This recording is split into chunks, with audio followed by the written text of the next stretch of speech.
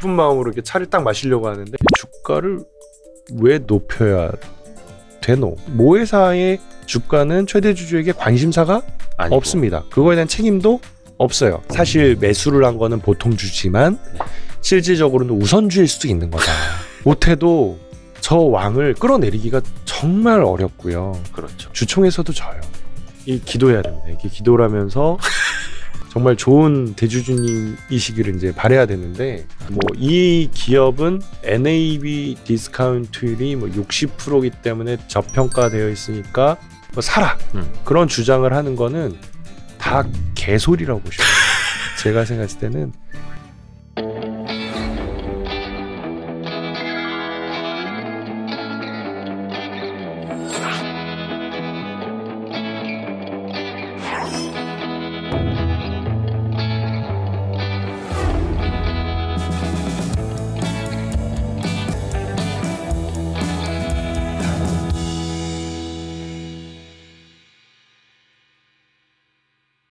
자, 이제 뒤에 일정 없다고 하셨으니까 해 질 때까지 해야지.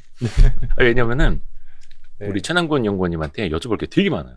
그래요. 네. 네. 또 많은 사람들이 좋아라 하는 애널리스트 아니십니까? 아, 그렇진 않아요.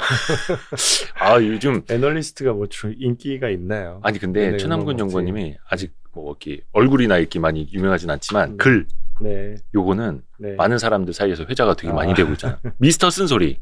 아, 원래 그런 성격이 아닌데 어떻게 하다 보니까 그렇게 돼가지고 어떻게 좀 부담되시나요? 사실 뭐 부담이 안 될 수는 없죠. 예. 왜냐하면 이게 기업에 대한 지적을 해야 되는 네. 이제 그런 부분들이 있다 보니까 내가 이걸 뭔가 잘못 썼을 때 네. 소송을 당하지 않을까. 이제 숫자 같은 건 진짜 엄청 꼼꼼하게 봐요. 혹시 어디 출입 정지 당한 저기 커버리지하는 출입처라든지 그런 기업 없나요? 없어요. 다행이네요. 나름대로 기업들이 이제는 네. 열려 있어요. 네, 그런 부분에 신경 많이 써요. 옛날 같았으면 애널리스트가 갑질도 많이 하고. 맞아요. 옛날에 그런 사례 많았죠. 네. 그거 했다가 네. 저는 마음속으로 이렇게 마음을 먹었거든요. 네네네. 만약에 이제 어떤 기업이 예. 제가 쓴 리포트를 갖고 부당하게 이상한 방식으로 항의를 한다. 네. 그러면 저는 그걸 리포트로 또 쓴다. 와, 거의 기자 아닙니까? 이런 기자? 항의를 받았다라고 그냥 쓸 거예요. 그래서 대박이다. 거버넌스에 지적을 했던 정당한 지적을 했는데 네. 이런 말도 안 되는 항의를 하는 21세기에 이런 기업이 있더라고.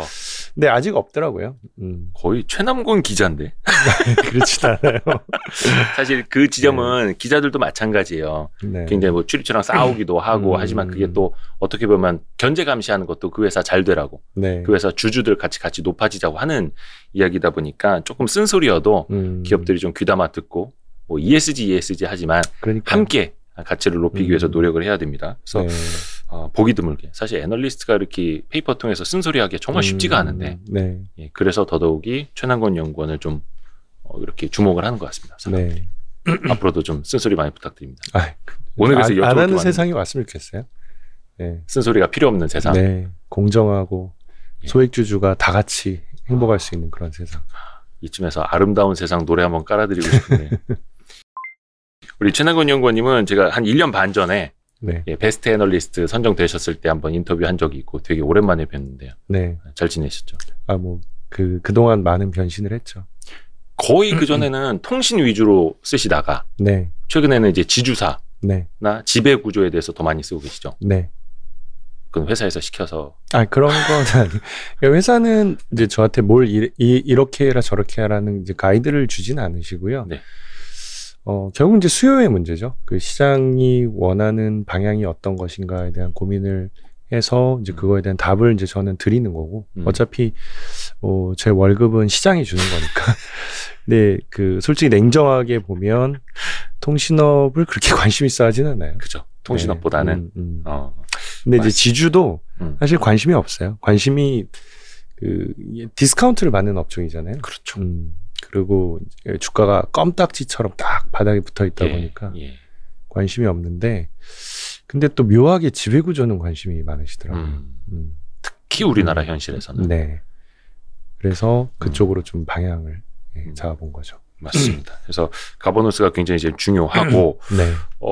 정말 많이 들은 질문이시기는 할 텐데 일단은 물적 분할 이야기를 제 개인적인 생각으로는 그래요. 네. 개인 투자자분들이 네. 기업의 지배 구조 혹은 인적 분할과 물적 분할의 차이, 그 폐해까지 이렇게 깊이 있게 알고 다양하게 공부하신 적이 역사상 있었나 싶을 정도로 네. 어떻게 보면 물적 분할의 폐해가 지금 되게 많은 상황이잖아요. 그렇죠. 요거에 대해서 좀 일단은 좀 이야기를 시작했으면 좋겠는데 네. 물적 분할 자체가 나쁜 거는 아니죠. 그럼요.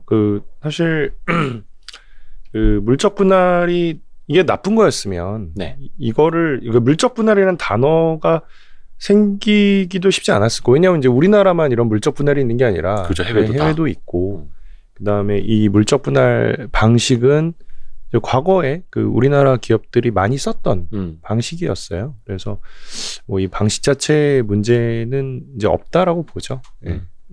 결국은 물적 분할 이후에 네. 물적 분할을 해서 뭘 하려느냐의 네. 차이잖아요. 네, 의도죠, 의도. 네. 제일 중요한 건. 네.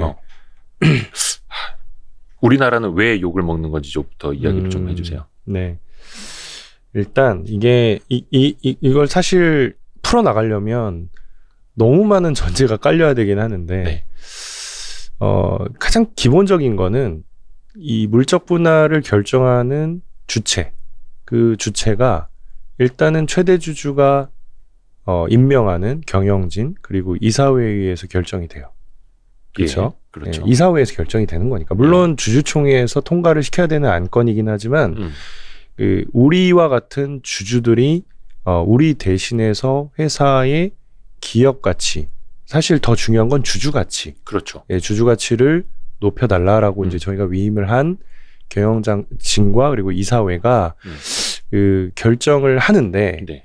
문제는 이제 그 결정을 했었을 때 누구의 이익을 가장 중요하게 생각을 하는가. 네. 예. 근데 그게 저희와 같은 이제 전체 소수 주주까지 다 고려를 하는 게 아니라 일단 가장 기본적으로는 최대 주주의 이익을 가장 크게 고려를 하게 되고 최대 주주 입장에서는 뭘 생각을 하냐면 기본적으로 주가에 관심이 이렇게 크지가 않아요. 그 사람들은. 왜? 한번 이렇게 생각을 해보세요. 지금 기자님께서 네. 집이 한 채 있어요. 네. 근데 그 집을 평생 못 팔아요. 죽을 때까지 내가 두고 가야 되는데 그 집이 오르면 집값이 오르면 세금이 엄청 네. 늘어나잖아요. 그리고 상속세가 늘잖아요. 네. 예, 물론 뭐 나중에 자식이 뭐 좋을 수도 있겠지만 그런 개념이에요. 쉽게 그렇죠. 얘기하면. 그러다 보니까 이제 본인이 어떤 의사결정을 할 때 주가가 제일 순위가 아니고 그 사람 입장에서는 전체 자산의 크기, 기업의 전체 자산의 크기를 통한 이제 우리 기업이 우리나라 국내에서 어느 정도의 그 순위를 가진 재벌이 될 수 있는가. 네. 그런 쪽에 조금 더 관심이 있는 것 같고요. 네.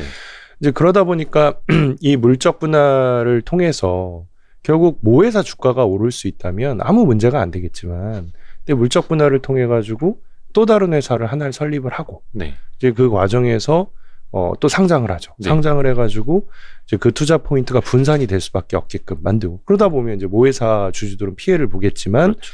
그럼에도 불구하고 대주주 입장에서는 원래 갖고 있던 모회사에 더해서 이제 굉장히 큰 자회사를 하나 갖게 되는 거고 플러스 알파가 되는 거죠. 예. 그러면서 전체 자산 총액은 커지는데 중요한 거는 대주주가 그 과정에서 돈을 안 넣어도 돼요. 한 푼도 안 넣어요. 왜냐하면 물적 분할이니까. 그렇죠. 예, 만약에 아래로 떼서 재상장하는 거니까. 그렇죠. 만약에 이게 인적 분할 방식을 택했다면 어쨌든 돈이 들어갈 거고 그 회사로 그 다음에 이제 그 회사가 만약에 증자를 한다. 예, 더 키우기 위해서 그렇다면 대주주가 돈을 같이 넣어줘야 돼요. 예. 대주주는 그러고 싶지 않은 거예요.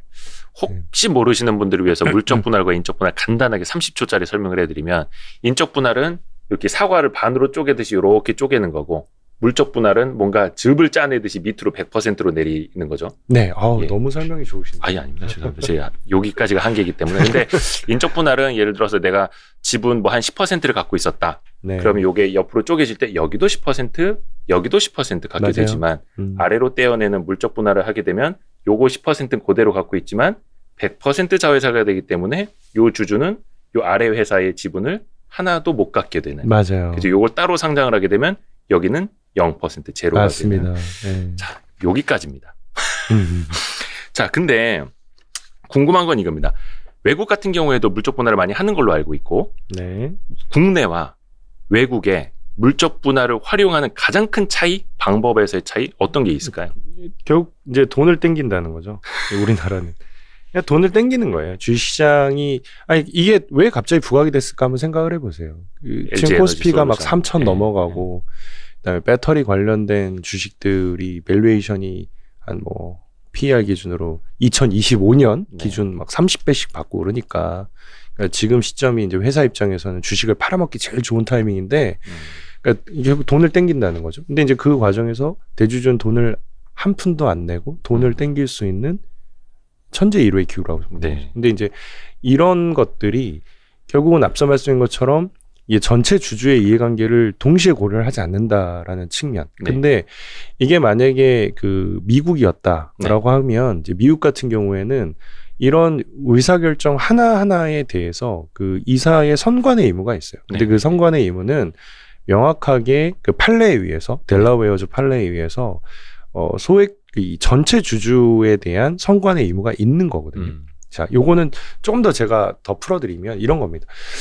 결국은 이제 우리가 이 회사의 주식을 산다, 혹은 공모를 한다라는 거는 그 회사의 경영진, 이사회랑 제가 계약을 하는 거예요. 사실은. 그렇죠. 냉정하게 보면 계약을 하는 거고, 당신은 나 대신에 그 회사를 잘 경영해가지고 뭐 예를 들면 이게 주식이니까 리스크 프리미엄이 있을 거잖아요. 그럼 매년 뭐 5%가 됐건 10%가 됐건 주주환원으로 일정 수준 돌려주고 그리고 기업 가치 향상을 통해서 주가의 상승으로 추가로 엑스트라 알파를 나에게 돌려줘야 된다라는 그런 계약이 상호간에 있는 관계인데 근데 이제 영미법은 그런 부분을 굉장히 중요하게 생각을 해요.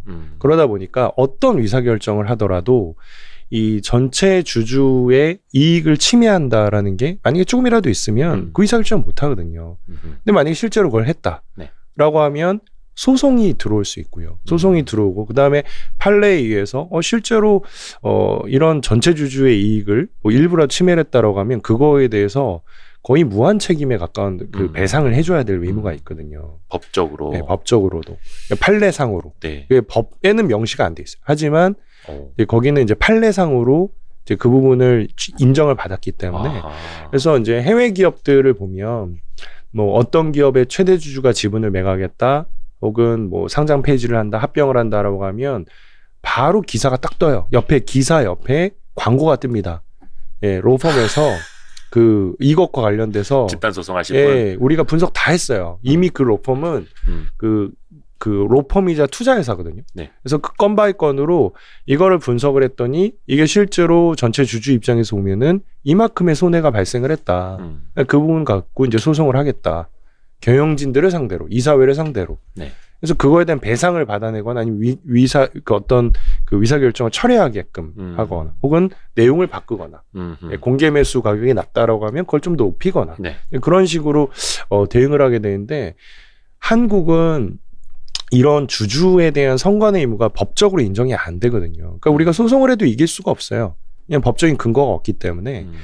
그래서 기본적으로 이제 그런 차이가 있다 보니까 그 해외는 이제 물적 분할을 하고 뭐 그다음에 뭐 여러 가지 액션이 있을 수 있죠. 이거를 뭐 팔기도 하고 그다음에 이걸로 뭐 좀 돈을 땡길 수도 있는데 근데 그 과정에서 중요한 거는 주주의 이익을 극대화하는 방향으로 선택을 하는 거죠. 어떤 선택을 하더라도. 근데 이제 우리나라 같은 경우에는 그런 고려 사안이 아니에요.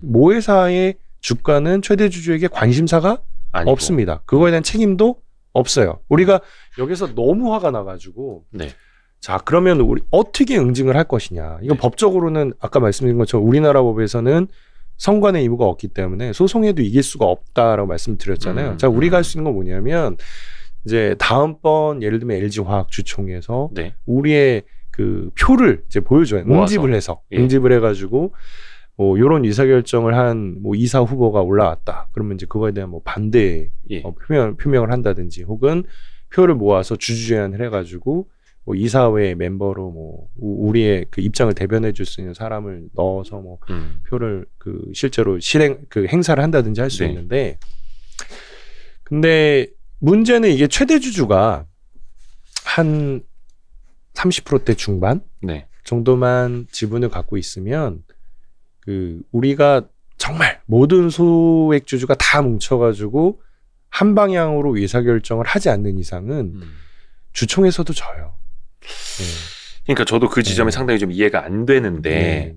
어떻게 그러니까 50% 플러스 한 주면 이제 과반이 되지만 네. 그걸 못 갖고 있어도 40%, 30%만으로도 모든 의사결정을 좌지우지할 수 있는 그 구조의 근본적 원인은 그건 뭐예요? 그러니까 소액주주들을 못 뭉친다는 건가요? 제가 알기로는 국민연금 같은 경우도 LG 에너지 솔루션 물적 분할을 좀 반대한 걸로 알고 있는데 네. 그래도 못 막는 이유가 뭘까요? 그게 일단은 뭐 두 가지예요. 그러니까 방금 말씀하신 것처럼 사실 소액주주가 더 뭉쳐야죠. 근데 너무 소극적이고 그다음에 그 이면에는 그런 것도 있어요. 그 예를 들면 그 제도를 좀 바꿔가지고 네.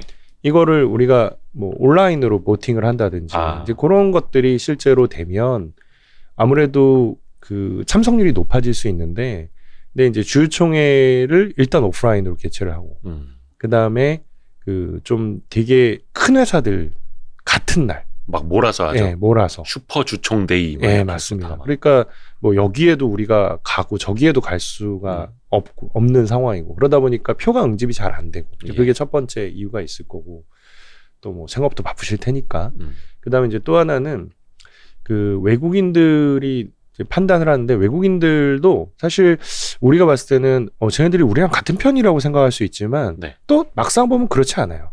왜냐하면 그 외국인들 중에 또 최근에 비중이 높아진 쪽이 패시브 쪽이잖아요. 근데 패시브 쪽은 이런 의사결정권에 대해서 건 바이 건으로 판단을 안 하거든요. 걔는 말 그대로 패시브잖아요. 네, 수동적인 투자를 하는 애들이니까. 뭐 MSCI 코리아 스탠더드 지수만 추종을 하면 되는 막 이런. 네. 네. 그렇죠. 그리고 뭐 LG 화학의 뭐 분할 건인데 뭐 배터리 쪽에 투자하는 패시브다라고 하면 걔네들은 어떻게 의사결정하냐면 자기네가 이걸 따로 판단하는 게 아니라 ISS나 아니면 글래스 로이스 같은 의결권 자문기관의 판단을 따라가게 되거든요. 네. 근데 그 솔직히 제가 좀 갖고 있는 의심 중에 하나는 과연 ISS나 글래스 로이스 같은 의결권 자문기관이 저희와 같은 소액주주의 편인가? 전 그런 의구심을 갖고 있어요. 왜냐하면 이 LG 화학건 같은 경우에는 그 당시 굉장히 큰 논란이 됐음에도 불구하고 이제 그쪽에서 좀 회사 쪽 안건을 지지를 해줬었거든요. 그러니까 이제 된 거예요. 주총 통과. 근데 사실 의결권 자문기관이라고 해도 그것도 민간 기업들이잖아요. 네. 민간 기업들이고 어딘가에서 이제 수익 활동을 해야 하는 네. 기관들이고 네. 제가 알기로는 옛날에 제가 출입했던 한 회사의 어떤 분쟁이 있을 때 어떤 이해 당사자 한 축의 어떤 누가 ISS를 몰래 만난 게 나중에 막 밝혀져 가지고 좀 문제가 됐던 적도 있고. 네. 뭐 여기 국가기관 뭐 이런 데 아니니까 그렇죠. 그렇죠. 장사를 하죠. 한계는 다 있는 거죠. 컨설팅도 좀 받고 네. 이런 중요한 의사결정이 있었을 때는 좀 미리 뭐 만나기도 하고 그런 부분들도 있고 그다음에 가장 또 뭐 문제는 특정 회사를 우리가 뭐 지목을 해서 이야기하는 건 아닙니다. 네, 맞습니다. 그래서 사실 제가 작년 봄에 이제 금호석유 건 그 경영권 문제 건이 좀 있었거든요. 박철환 상무하고 이제 박찬구 회장 측하고 부딪혔을 때. 네네. 근데 제가 이제 저의 그 당시의 판단으로는 아무래도 회사의 이사회가 이제 어느 한쪽 방향으로만 가는 것보다는 네네네. 그래도 나름 좀 그 기존의 어떤 경영진과는 좀 다른 컬러의 어떤 후보가 한 명이라도 이사회에 들어가는 게 사실 주주 입장에서 나쁘진 않겠다라고 생각을 했었어요. 그렇죠. 네. 근데 이제 그 당시에 이제 ISS나 글래스로이스 같은 데서 이제 회사 쪽을 전폭적으로 지지를 해주면서 또 외국인 지분이 높거든요. 거기 같은 경우에는 이제 그러다 보니까 그 실제로 그 이제 기존의 사측 후보가 전체 다 그대로 선임이 되는 이제 그런 결과로 이어졌는데, 근데 그런 것처럼 그러니까 어떻게 보면 이제 우리가 주주의 관점에서 봤을 때 더 좋은 방향이 있을 거라는 이 공감대가 있고 컨센서스가 있음에도 불구하고 그것과 다른 결과가 좀 종종 나오거든요. ISS나 그런 쪽에서. 근데 이거는 사실 뭐 저도 괜히 제가 이런 발언을 했다가 이게 또 뭐 소송 들어오고 그럴까 봐 좀 무섭긴 해요. 제가 이게 또 그렇긴 한데 그런 얘기를 좀 듣거든요. 뭐냐면 그러니까 좀 합리적으로 이해가 안 간다. 약간 네. 이런 반응이죠. 그렇죠. 예. 또 뭐 한국은 또 인턴들이 그걸 한다라는 얘기들도 있고 그다지 이렇게 중시하는 굉장히 이게 고객이 중요한 아니다. 시장이고 중요한 의사결정인데 음. 그냥 그 전문성 없는 사람들 몇 명 뽑아가지고 그런 의사결정을 하는데 그게 실제로 주총에선 너무 큰 영향을 미치게 되니까 저희 같은 뭐 소액주주의 비중이 30%다라고 치면 외국인들이 저희랑 같은 편에 서야 결국 그 저희도 원하는 바를 관철시킬 수 있을 텐데 근데 그쪽은 이제 너무 ISS나 이런 쪽의 의견을 따라가게 되다 보니까 사실 원하는 방향으로 안 되는 경우가 있다라는 거거든요. 이게 되게 아이러니한 게 외국인 투자자들이 한국의 낙후된 지배구조, 낙후된 거버넌스 막 지적을 하고 그래서 너네 밸류에이션 그거밖에 안 돼라고 하면서 자기네들도 낙후된 지배구조 여기 어떻게 보면 일단은 그냥 뭐 돈 되는 대로 이렇게 따라갈 수도 있는 거고 씁쓸합니다. 네. 어쩌면 그럴 수도 있죠. 그냥 되게 순진한 걸 수도 있어요. 그냥 한국 같은 경우에는 아까 말씀한 것처럼 뭐 물적 분할한다 그러면 우리나라는 요 의도가 한 번 더 생각을 해야 되잖아요. 저 왜 물적 분할하지? 예. 예. 근데 그러니까 당연히 기업 가치를 높이려고 하는 게 건이 이게 아니라 또 저 속내는 뭐지? 막 이렇게. 그렇죠. 우리는 의심을 해야 되는데 거기는 아까 말씀한 것처럼 해외는 물적 분할이 사실 굉장히 중요한 구조용 수단 중에 하나거든요. 그렇죠. 안 좋은 사업을 떼서 그걸 매각을 하고 거기에서 이제 얻은 현금을 가지고 더 잘 되는 쪽에 투자라고 아니면 주주환원 쪽에 돌려주거나 그런 거기 때문에 좀 그럴 수 있어요. 그래서 되게 특이했던 점은 그런 위결권 자문기관이 물적 분할은 찬성을 하는데 인적 분할은 또 반대를 하고 그러더라고요. 그래서 뭐 물론 케이스 바이 케이스이긴 하겠습니다만. 그래서 예측이 잘 안 된다. 이제 그런 점들인 겁니다. 근데 약간 아까 약간 법적인 거 이야기를 좀 해주셨습니다만 네. 인간의 본성은 뭐 미국 사람이나 한국 사람이나 비슷할 텐데 네. 우리가 익히 알고 있는 빅테크 기업들도 최대 주주는 사실 뭐 창업자 이런 사람들이 아니라 거의 뭐 블랙록과 같은 어떤 자선운용사, 네. 뭐 ETF 운용사 이런 데들이 최대 주주인 데가 되게 많잖아요. 그렇죠. 근데 그 회사를 만든 사람 입장에서는 그리고 지금도 경영하고 있는 사람 입장에서는 그 사람도 사람인데 자기 지분이 희석되는 걸 똑같이 싫어하지 않을까요? 그래가지고 싫어하죠. 어떻게 돼서든 지배구조 한번 개편해볼까? 라는 생각들을 할 수는 있을 텐데 네. 하지만 인간의 본성은 똑같지만 네. 이게 제도적으로 막혀있기 때문에 불가능하다 이겁니까? 아니면 뭐가 좀 다른 지점이 있습니까? 해외 네, 케이스요. 네.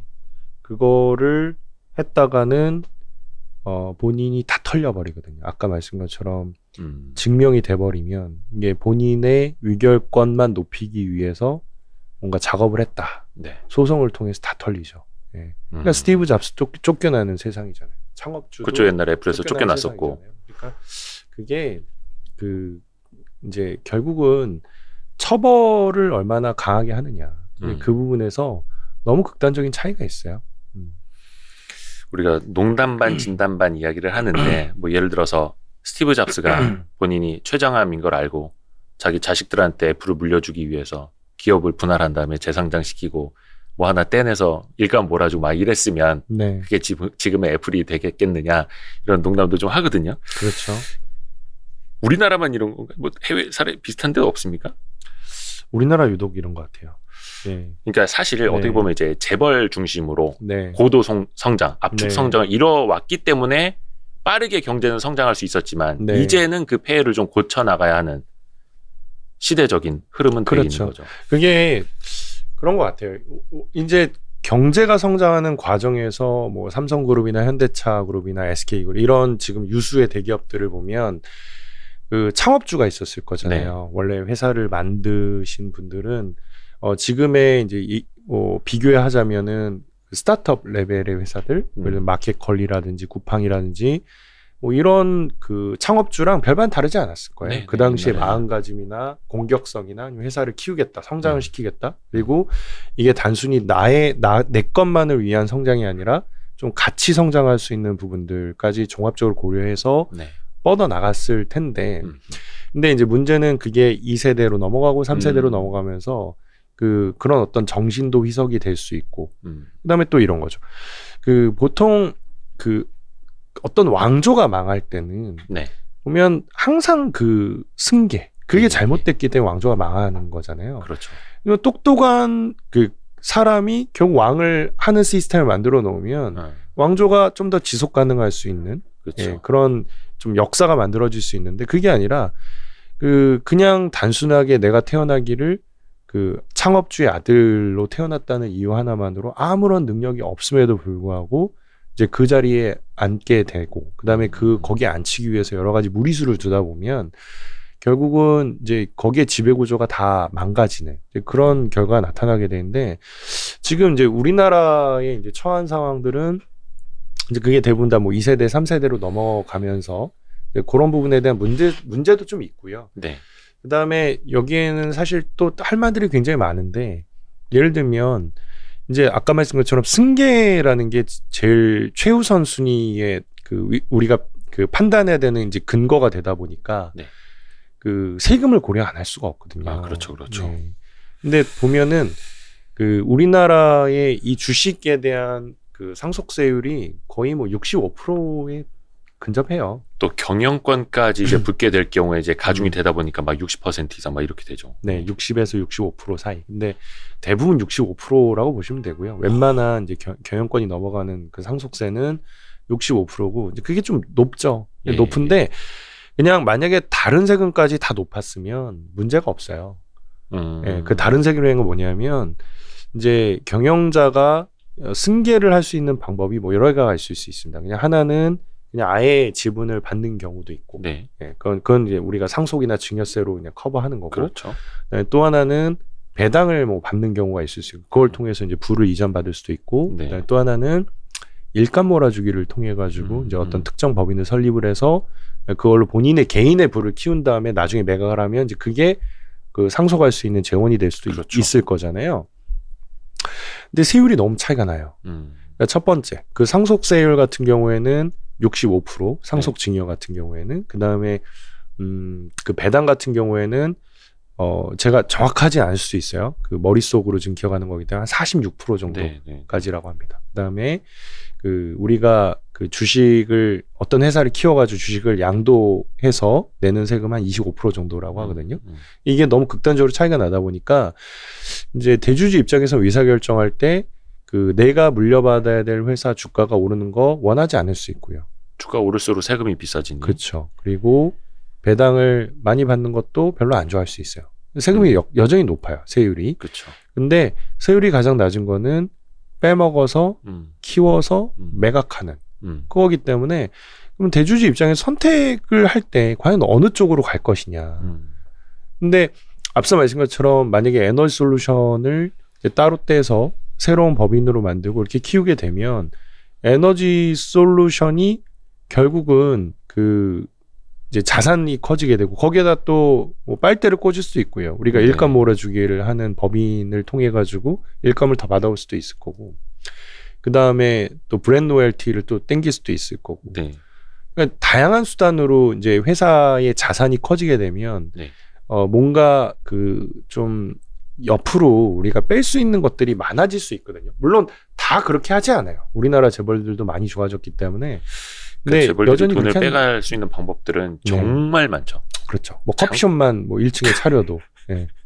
옛날에 1층에다 빵집 하고 커피숍 차려주고 또 어디는 이제 약국 또 회장 명의로 했다가 걸렸고. 그러니까 컨설팅을 받는다든지 그렇죠. 그래서 내가 우리 회사에 외부 회사 시켜서 컨설팅을 해줬으니 내 회사에다 돈을 좀 줘. 내 자식 회사에 돈을 좀 줘. 이런 것도 많고 특허를 자식들 이름으로 해놔가지고 회사가 자식들에게 이렇게 특허 사용료를 주도록 하는 것도 있고 말씀하신 것처럼 이 브랜드 사용권은 내 자식 이름으로 이제 등록이 돼 있으니 회사에 앞으로 뭐 브랜드 붙여서 팔 때는 또 자식 회사에 계속 돈을 줘야 돼. 막 이런 식으로. 그렇죠. 가지수가 정말 많죠. 너무 많아요. 빼먹을 수 있는 게 너무 많기 때문에 그 당연히 이제 뭐 1세대는 그런 고민은 안 하는데 2세대, 3세대로 넘어가면 그 고민을 할 수밖에 없다. 그러니까 이거는 아까 지금 기자님께서 말씀하신 것처럼 왜 우리나라에 좀 이런 일이 있냐라고 할 때 우리나라가 사실 상속세율이 너무 높기 때문에 이제 당연히 좀 주가가 오르는 걸 원하지 않을 수 있다라는 좀 기본적인 한계점이 있다는 말씀을 드리는 거고 두 번째 문제는 결국은 모든 원흉은 제가 봤을 때는 IMF 때문인 것 같아요. 그 이야기로 넘어가기 전에 네네네. 어떤 사람들은 상속증여세율이 너무 높으니 부자들이 부를 다른 쪽으로 좀 빼돌리려 한다. 그래서 상속증여세를 낮춰야 된다라고 주장을 하시는 분이 있는 반면에 그러면 부의 세습을 계속 바라만 볼 것이냐 이렇게 또 지적을 하시는 분들도 있거든요. 근데 저는 거기다 어떻게 이야기를 하냐면 결국은 상속증여세를 높이 받아야만 하니 이들이 어쩔 수 없이 인간의 본성대로 뒷구녕을 찾게 되니 그러면 뒷구녕을 막든지 앞구녕을 좀 낮춰줘서 앞에 정당한 세금을 내도록 하게 하면서 기업 가치를 같이 높이도록 하는 방향이 맞지 않겠느냐라고 저는 또 설명을 하는데 이 부분에 대해서 조금만 더 설명해 주시면 좋을 것 같아요. 사실 저도 그 기자님의 말씀에 굉장히 공감을 하고요. 네. 결국은 그 인간의 본성의 문제잖아요. 네. 이거를 들으시는 이제 청취자분들께서도 그 만약에 그런 상황에 놓였을 때 그 본인이 어떤 의사결정을 할 것인가를 한번 이렇게 되물어보시면 그냥 본인께서 정말 나는 공익을 위해서 다 희생할 수 있는 사람이야. 이제 그런 분들도 있으시겠지만, 네, 계시겠지만. 뭐 웬만하면 이제 본인의 그 이득을 위해서 그 행동을 하게 될 거고, 그러니까 그 행동을 하는 거 자체를 비난하는 것도 뭐 비난이겠지만, 이제 그걸 하기 전에 그 제도를 우리가 어떻게 수정할 것인가, 그 부분에 대한 고민이 필요하고요. 그 사실 그 지금의 이제 대통령 이제 후보들도 뭐 여러 가지 이런 거버넌스에 대한 말씀, 한국 시장의 뭐 저평가에 대한 이야기들을 하고 있는데 그런 전체적인 담론 중에서 저는 이런 상속이나 증여세에 대한 그 전체적인 한번 고민을 사회적인 고민을 한번 해볼 필요가 있겠다. 그 이제는 이제 이런 부분들에 대한 좀 고민을 통해 가지고 실제로 이제 기업들이 조금 더 옳은 의사결정을 할 수 있게끔 그 제도에 대한 수정을 좀 해보는 그런 어떤 시도가 필요하지 않을까 좀 보는 거죠. 뭐 물론 부의 세습에도 좀 비용이 들도록 해야 하겠습니다만 원체 말씀하신 것처럼 상속증여세율과 다른 뭐 양도세라든지 요 격차가 너무 크기 때문에 네. 결국은 그 격차로 인해서 피해가 돌고 돌아서 소액주주들에게 다 돌아오기 때문에 우리가 그걸 이제 바꾸자라고 하는 거죠. 결코 뭐 그냥 부자들 세금 감면해 주자고 뭐 하는 건 아니고요. 단순하게. 그렇죠? 그럼요. 아까 잠깐 이제 이 문제가 IMF 때부터 시작이 됐다라고 네. 말씀을 해주셨는데 뭐 어떤 내용입니까? 이거? 그러니까 이제 결국은 앞서 말씀드린 것처럼 그 보통결의 특별결의서부터 먼저 들어가 보면 이 보통결의라고 하는 거는 이제 주총 안건이 올라왔을 때 그 참석 주주의 절반이 네. 찬성을 하면 이제 보통결의라고 하고요. 이른바 과반수라고 하는 거. 예, 맞습니다. 그다음에 그 참석 주주의 3분의 2 이상의 동의를 필요로 하는 안건은 특별결의라고 네. 하죠. 그래서 일반적으로는 그렇게 중요하지 않은 안건들, 예를 들면 이사회 선임, 사회에서 선임 이런 안건들은 보통결의를 따르게 되고요. 네. 그다음에 합병, 뭐 분할, 뭐 굉장히 중요한 사업의 양수도 같은 경우에는 특별결의를 따라가게 그렇죠. 돼요. 그리고 이제 대표이사 선임도 보통은 특별결의를 따라가게 되는데 이제 그 앞서 말씀드린 것처럼 그 대부분 100%의 주주가 참석을 하면 이런 문제가 없겠지만 그 통계를 내보면 보통 한 60%에서 70% 정도 네. 예, 그렇게 참석을 하더라고요. 예. 그러니까 이거는 머리수가 아니라 의결권 기준으로. 의결권 기준으로. 그 실제로 그 삼성물산 제일모직 합병건처럼 네. 그렇게 사회적으로 핫 이슈가 됐었던 네네네. 그런 건도 그 주총 참석률이 70%대 수준이었어요. 70% 좀 넘는 수준이었어요. 그 정도로 100% 참석을 안 하고 네. 예. 그러다 보니까 일반적으로 이제 보통결의를 통과시키는데 좀 필요로 하는 그 최소 지분율. 네. 제 계산을 해보면 한 35% 약간 밑 네. 정도인 것 같아요. 네. 그다음에 이제 특별결의를 통과시키는 데 필요한 지분율이 한 40%대 초반 네. 정도로 이제 보여지거든요. 근데 이게 이제 과거에는 아까 말씀한 것처럼 이게 상속세라는 구조가 있었기 때문에 원래는 그 승계가 이루어지면서 한 3대 정도가 되면 그 재산이 거의 없어져요. 아, 그렇죠. 예, 본인이 뭐 따로 키우지 않는 이상은. 그래서 원래 그렇게 가는 구조였었는데 이게 IMF를 이제 거치면서 여러 가지 그 부채 비율에 대한 문제라든지 그다음에 순환 출자에 대한 문제들이 그 사회적으로 해결을 꼭 해야만 하는 그런 담론 중에 하나였었거든요. 네. 그래서 그 이 문제를 어떻게 해결할 수 있을까에 대한 이제 당시 정치권이 고민이 있었고 네. 그래서 기업들에게 지주사로 전환을 해라. 그런 미션을 주고 지주사로 전환을 하게 되면 앞서 말씀하신 것처럼 순환 출자도 더 이상 해소가 못하고 그다음에 부채 비율도 200% 이하로 낮춰야 되거든요. 네. 지주사 많이 받는 규제가 있습니다. 네. 근데 그거를 이제 해주는 대신에 그럼 기업들은 할 이유가 없잖아요. 네. 내가 저것만 위문만 따르게 된다라고 하면 그래서 혜택이 있어야 되는데 그렇죠. 그 혜택 중에 하나가 인적 분할을 했었을 때 자사주에 대한 의결권을 부활을 시켜주겠다. 이게 결국 이제 거버넌스가 더 세지는 거죠. 최대 주주에. 네. 그 다음에 이제 또 하나는 최대 주주가 인적 분할하고 난 다음에 현물 출자를 통해서 이제 본인의 의결권을 한번 강화할 수 있는 기회가 주어지게 되는데 이제 그럴 때 조세 특례를 통해 가지고 세금을 실질적으로 안 내도 돼요. 그 과정에서 원래는 맞습니다. 그러니까 본인이 이제 사업회사 지분을 팔고 그다음에 지주사 지분을 사오는 거기 때문에 네. 사업회사 지분을 파는 과정에서 세금을 내야 되거든요. 양도세를 면제를 받는 거예요. 맞아요.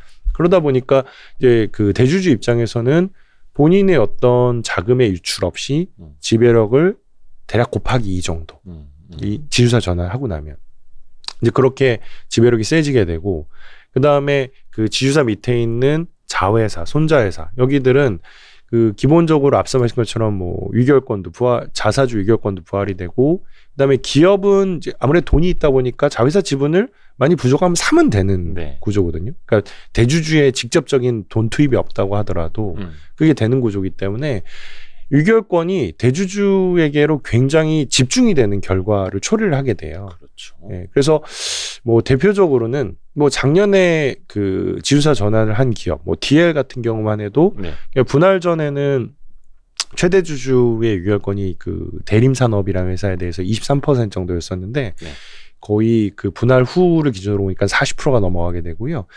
그다음에 이제 과거에 그 좀 문제가 됐었던 HDC 네. 여기도 현대산업개발에서 HDC 지주로 바뀌게 되면서 최대 주주의 지분율이 곱하기 2 정도로 높아지게 되고 뭐 다 그렇습니다. 그러니까 결국은 인적 분할하는 것도 어떻게 보면 최대 주주의 지분율을 높이기 위한 과정 중에 하나일 네. 수 있는데 혹시 헷갈리시는 분들을 위해서 이것도 잠깐 30초짜리 설명을 해드리고 나면 아까 사과 반쪽으로 나눈다고 했는데 예를 들어서 최대 주주가 한 30%를 갖고 있는 회사면 옆으로 이렇게 반으로 나눴을 때 여기도 30% 여기도 30% 갖게 되는데 이 회사는 어차피 저 밑으로 붙일 회사니까 중요치 않고 요 하나 지주회사가 될 하나만 갖고 있으면 돼. 그러면 여기 있던 30%를 팔아서 이걸 사는 게 아니라 여기 있는 30% 지분을 요 회사한테 갖다 주고 그걸 현물 출자라고 하고 그만큼의 돈을 이 회사 주식을 발행을 해서 갖게 되는 거죠. 그렇죠. 그래서 결국은 요거를 현물 출자를 시켜서 요 지분율이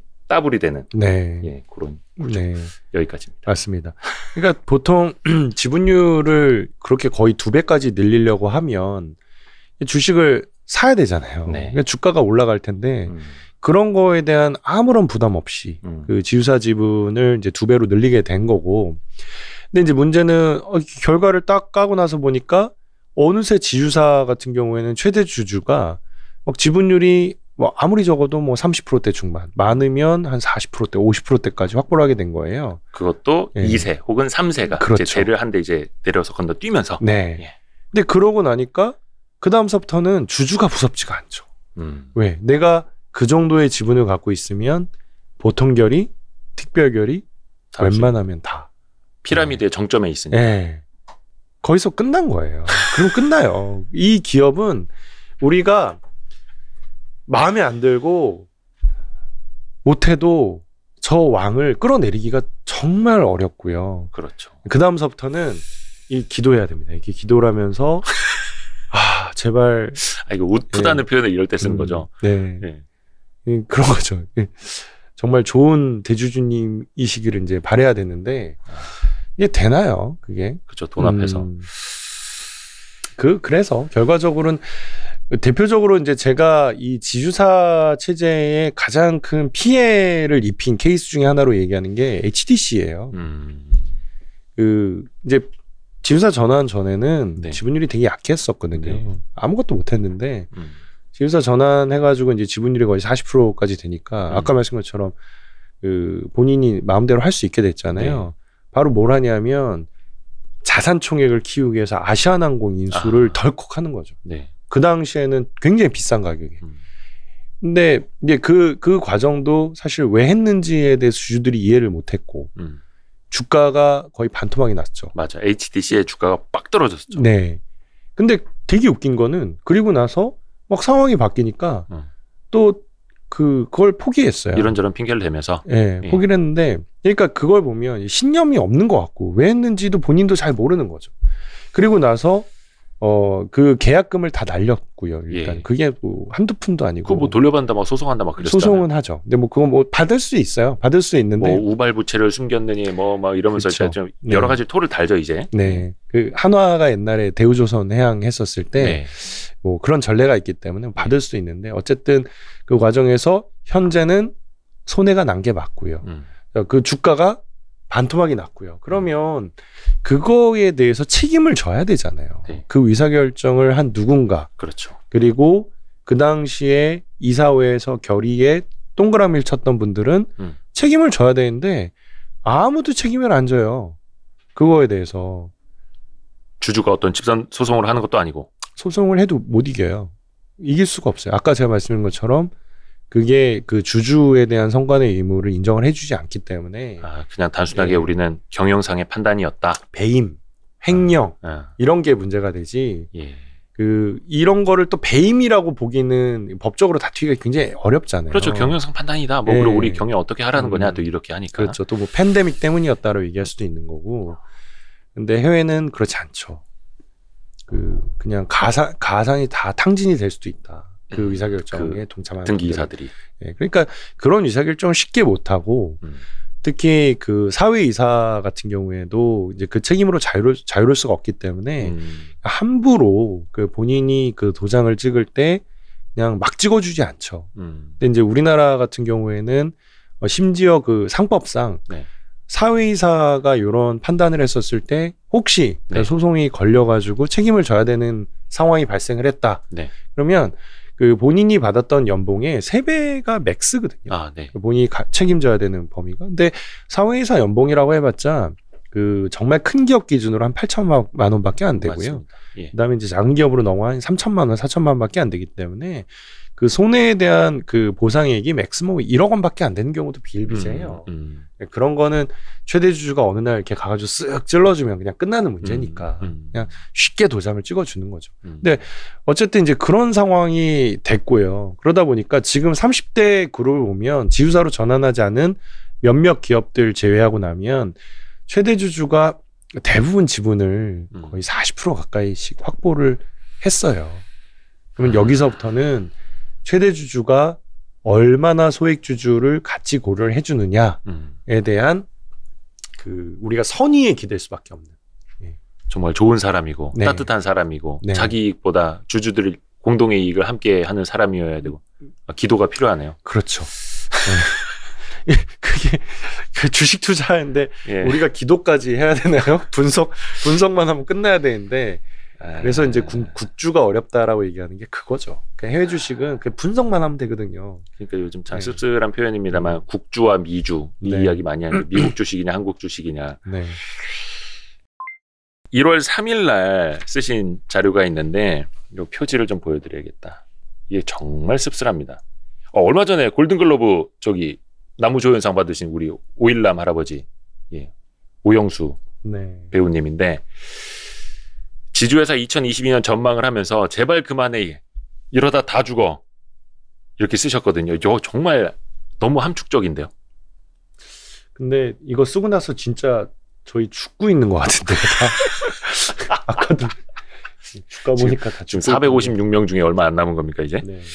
요 이야기를 해봐야 되는데 아까 이제 말씀하신 것처럼 지주사 디스카운트 요인들 중에 몇 가지를 이제 이야기를 좀 했고 지주사가 할인받을 수 없는 요인들이 아까 이제 지배구조상에서도 나타났는데 지주사 할인은 그러면 당연한 겁니까? 아니면 요 페이퍼 안에도 좀 있기는 한데 NAV라고 하는 순자산 가치만큼은 당연히 받아야 하는 겁니까? 어려운 문제입니다만. 일단은 두 가지로 이걸 말씀드릴게요. 네. 일단 우리나라의 특수성, 그다음에 해외하고 좀 비교 두 가지 측면으로 보면 우리나라는 앞서 말씀드린 것처럼 그러니까 위결권의 가치가 실질적으로 인정을 못 받는 거죠.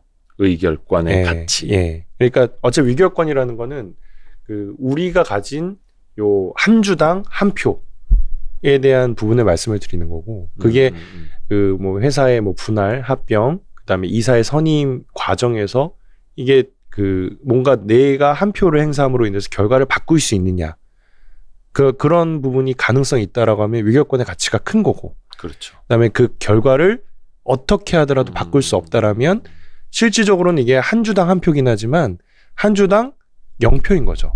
저희와 같은 소액주주가 갖고 있는 그 표의 가치는.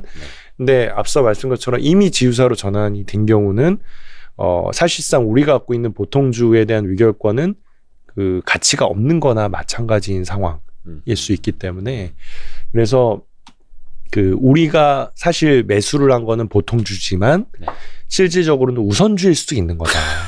예, 우선주는 의결권이 없는 거잖아요. 그럼 뭐 배당이라도 많이 주든 간데 그것도 아니고. 배당도 적게 주죠. 그러니까 어떻게 보면 우선주 사는 게 나을 수도 있어요. 그렇게 보면. 그러니까 속된 말로 많은 사람들이 뭐 그 지분 갖고 있어봐야 네가 주총 가서 표를 행사할 거냐, 표 행사한다고 해서 뭐가 달라지냐, 거의 뭐 이제 참정권은 있지만 투표장에 안 가는 것처럼 거의 그렇게 이야기하는 거랑 똑같은 거네요. 똑같은 거죠. 근데 보통주 대비해서 우선주는 이제 의결권에 대한 가치가 만큼 빠지기 때문에, 그렇죠. 그래서 계산을 해보면 저도 요 자료를 쓰면서 비율을 한번 계산을 해봤더니 대략 한 35% 40% 정도 할인을 받더라고요, 우선주가 보통주 대비해서. 근데 그 할인율과 그다음에 이제 우리나라 주식시장에서 그 모회사가 갖고 있는 자회사에 대한 가치를 어느 정도 반영을 하는지를 이제 상대적으로 비교를 해보니까 뭐 약간 차이가 있긴 한데 그냥 비슷한 맥락으로 할인 적용을 받고 있다라는 게 그 제가 보고 있는 지주사의 할인에 대한 부분이고요. 그러니까 지주사가 마치 우선주처럼 35에서 40% 정도는 할인을 받더라. 네. 근데 그보다 좀 더 받죠. 실질적으로. 네, 실질적으로 좀 더 받죠. 그러니까 요거는 순자산 가치 대비 할인. 네. 그래서 이제 그런 그 이유가 하나가 있고, 그 다음에 해외의 경우를 보면 해외도 그 이게 주시장이라는 게 뭐 100% 합리적인 시장이라면 할인이 없겠죠. 왜냐면 할인이 있다라고 하면 그만큼 우리가 매수를 통해 가지고 적정 매수를 통해서 할인율을 그만큼 좁힐 테니까 이제 당연히 그런 할인율이 없을 텐데, 뭐 당연히 해외 주식 같은 경우에도 그런 비효율이 존재를 해요. 어딘가에는. 그렇기 때문에 할인율은 어느 주시장이나 당연히 있는 거고요. 그래서 이제 그 두 가지를 놓고 보면은 우리나라 지주사의 할인율이라는 게 극복이 되는 문제는 전 아니라고 생각을 해요. 예, 그냥 어차피 이건 끌고 가야 되는 문제다. 예.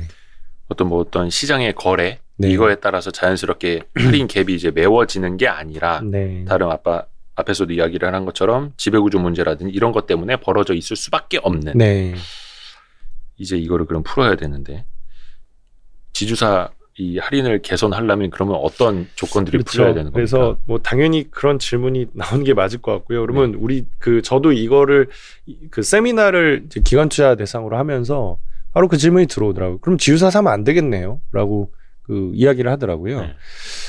근데 또 반대로 오면 그러면 해외 주식은 그 왜 사냐? 해외 뭐 지주사들 보면 대표적으로 뭐 소프트뱅크도 있고 뭐 보셔 해서웨이도 있잖아요. 그리고 그 소프트뱅크 같은 경우에도 그 NAV 대비 디스카운트율이 47%라고. 그 손정희 회장의 소프트뱅크. 거기도 그렇게 할인을 많이 받아요. 할인을 많이 받아요. 그래서 그렇다라고 그 회사의 홈페이지 들어가서 IR 자료를 다운 받아 보시면 매 분기 자기네 할인율이 현재 얼마라고 계산을 아주 친절하게 해서 보여주고 있어요. 자기네가 공표해요? 공표해요. 우리 이렇게 순자산 가치 대비 갭이 크다. 그래요? 그 순자산도 굉장히 친절하게 얼마다 얼마의 가치가 있는지를 계산을 해줘요.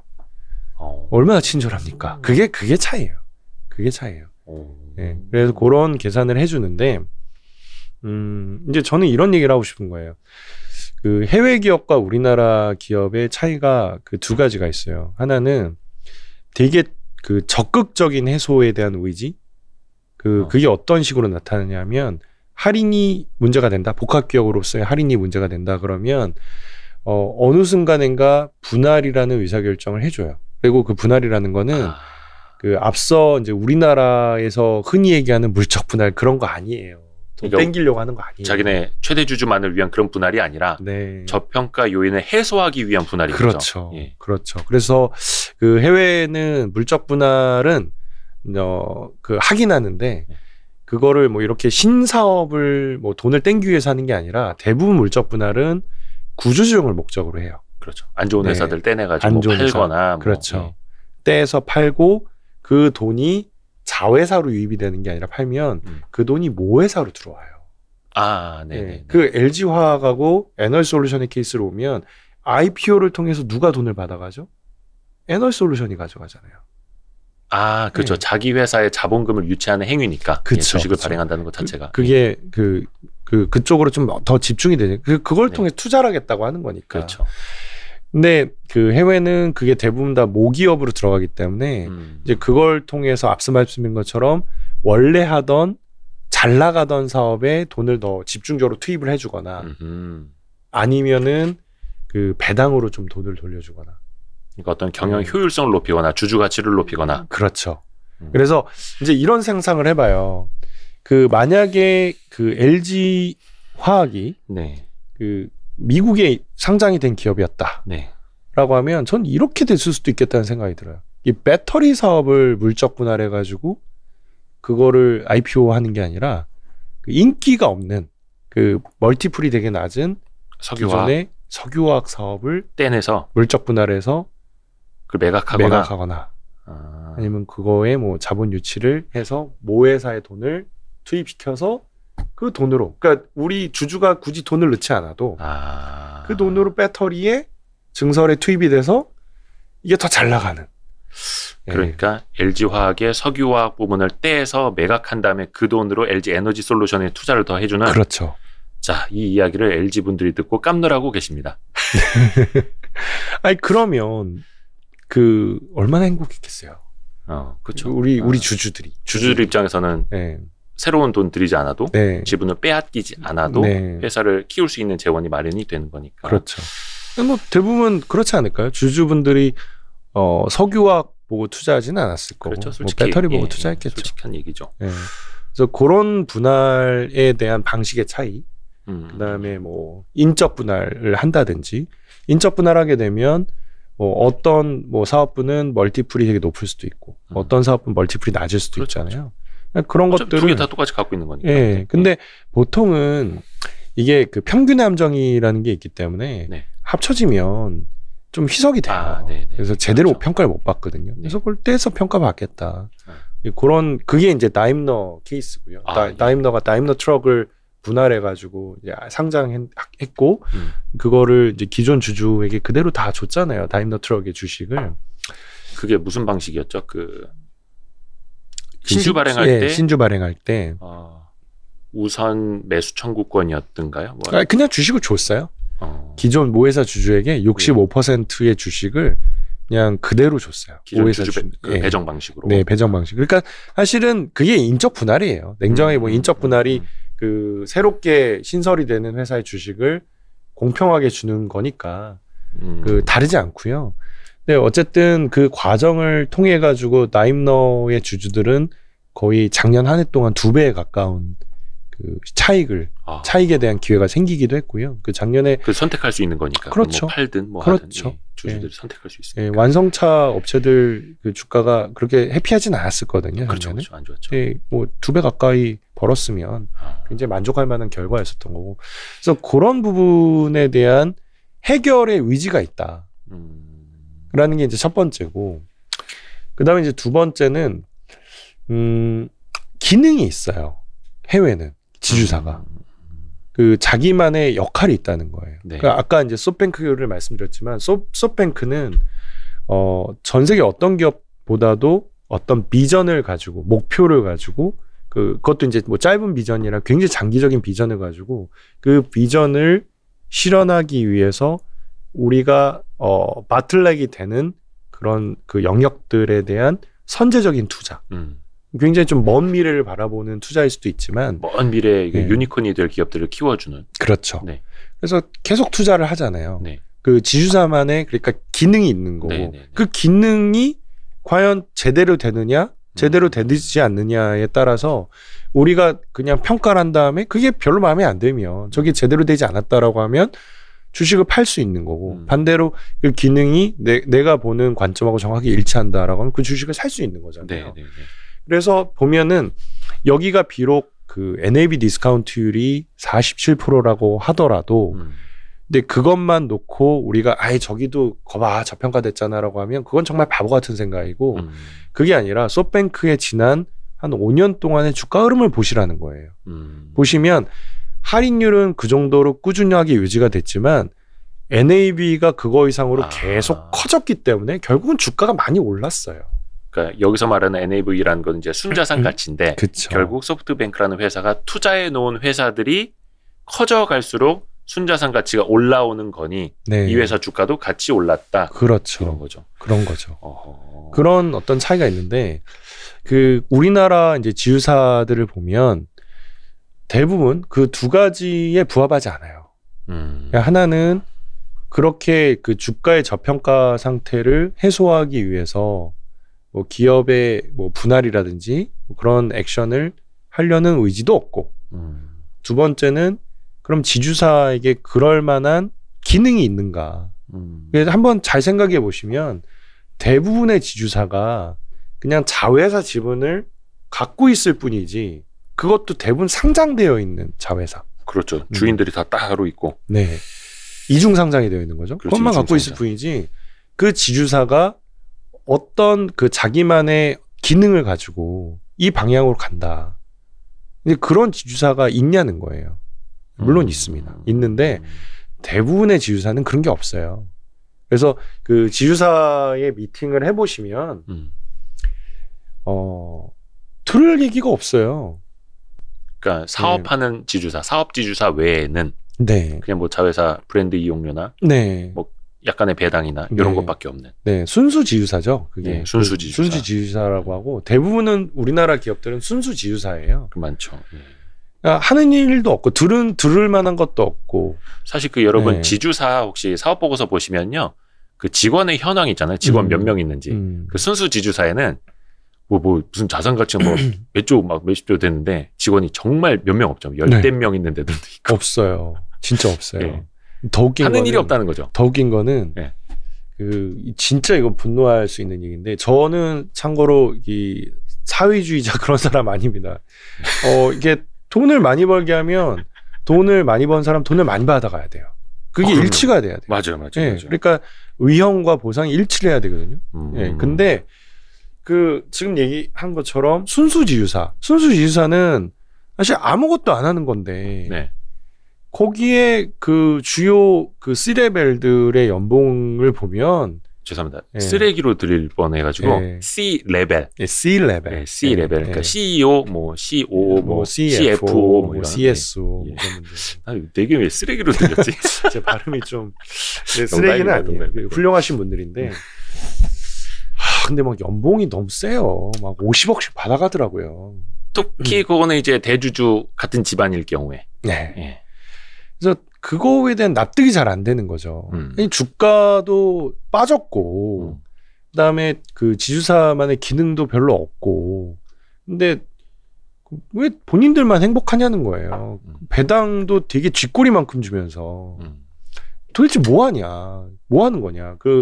그러면은 이 연봉을 주기 위해서 배당을 안 주는 거냐. 이제 사실은 그런 쪽으로까지 그렇게 볼 수도 있어요. 예. 네.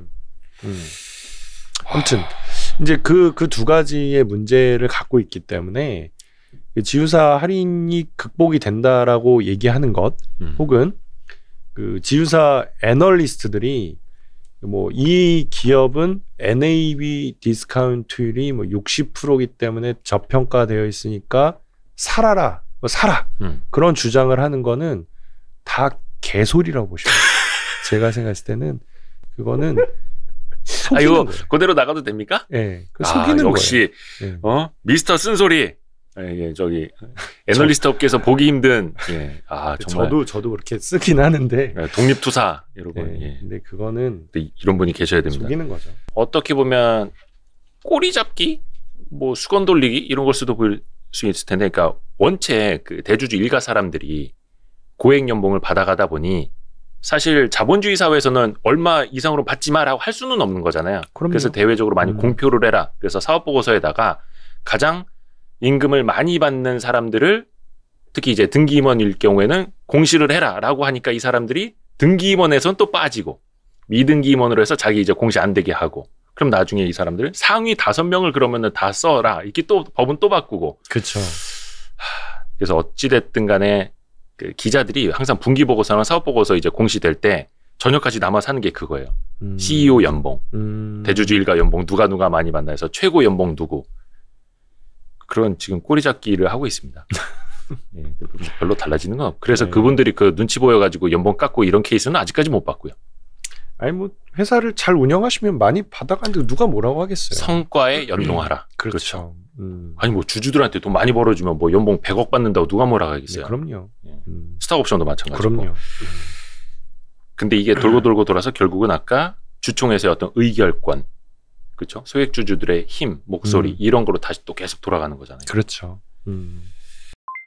만약에 이런 것들을 조금 이제 개선하기 위해서 네. 어떤 뭐 지주사 디스카운트 개선을 위해서 법이 바뀌어야 된다라면 네. 어떤 것들이 필요할까요? 뭐 집중 투표제가 있을 수도 있을 거고, 그렇죠? 그렇죠. 그러니까 결국 이제 의결권의 이런 불균형을 좀 균형 있게 좀 만들 수 있는 그런 제도 개선이 필요해 보이고요. 네. 그래서 그 지난 정권에서의 이 화두는 경제 민주화였었잖아요. 사실 그래서, 지난 네. 정권도 그랬고요. 지지난 정권도 그랬고요. 이거는 뭐 보수 진보를 떠나서 네. 경제 민주화라는 화두는 항상 있었어요. 그렇죠. 항상 상법 개정안 국회에 올라왔다가 또 음. 스물스물 되기도 하고 이만큼 준비했는데 요만큼만 통과되고 맞아요. 그게 지금 하여튼 예 말씀해 주세요. 네. 아, 이거 정말 정확한 지적이신 것 같고요. 근데 그 전 정권, 그러니까 전 정권 아니죠. 현 정권에 대한 그런 부분에 좀 기대가 있었죠. 초반에 그 출범할 당시에는 그래서 공정거래법, 상법 개정이 될 수 있을 거라 믿었고, 네. 특히 그 더 진보적인 이야기를 했었던 그 민주당이 어쨌든 의석을 많이 확보를 했잖아요. 네.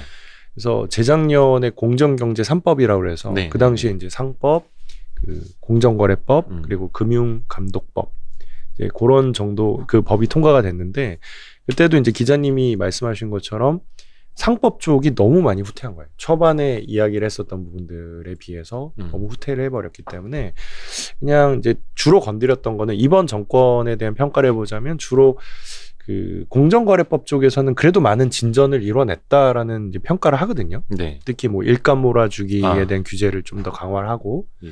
그래서 그런 부분들, 그러니까 옆으로 빼돌리는 행위에 대해서는 많이 막았는데, 네.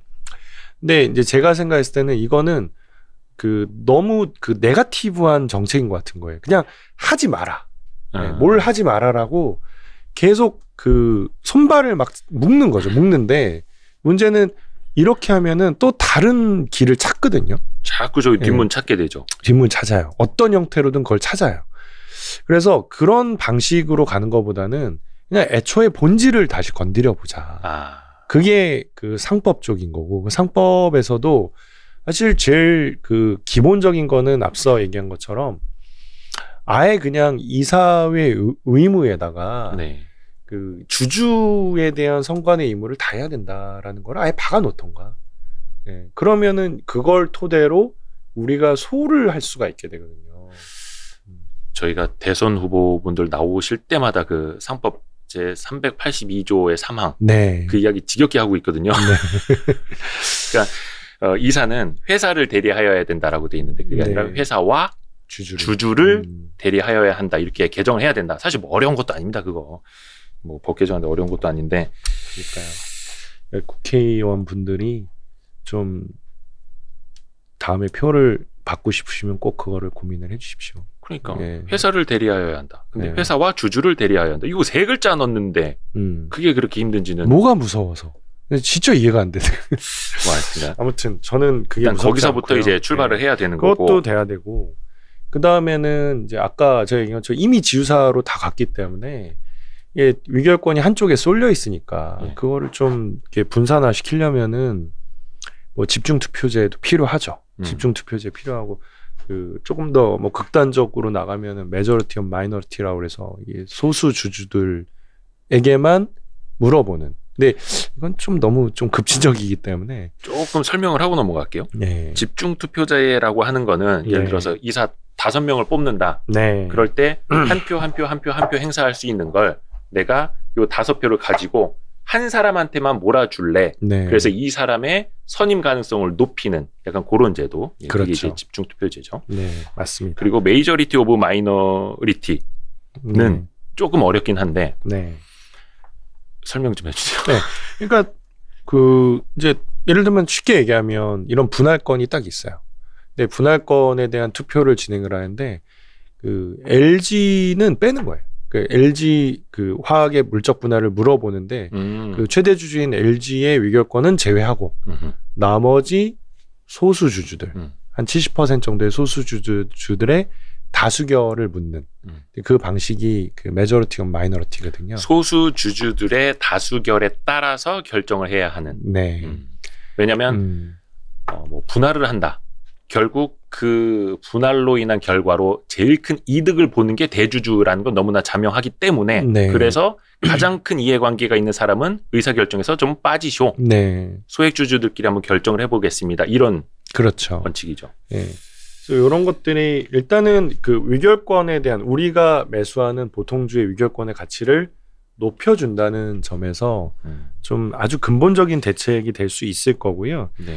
근데 이것도 어렵다라고 하면 그러면 그 몇 가지 이제 특수 케이스에 한해서 네. 이제 지금 어쨌든 이제 그 소액주주들 입장에선 굉장히 화가 나는 게 이제 결국 이거잖아요. 합병, 예. 분할, 대주주 지분 매각. 보통 이제 소팅하면 요 세 가지 정도 케이스로 이제 정해지거든요. 그렇죠. 그래서 이런 것들에 대해서 일단은 피해를 좀 구제해 봅시다라는 측면이고. 네.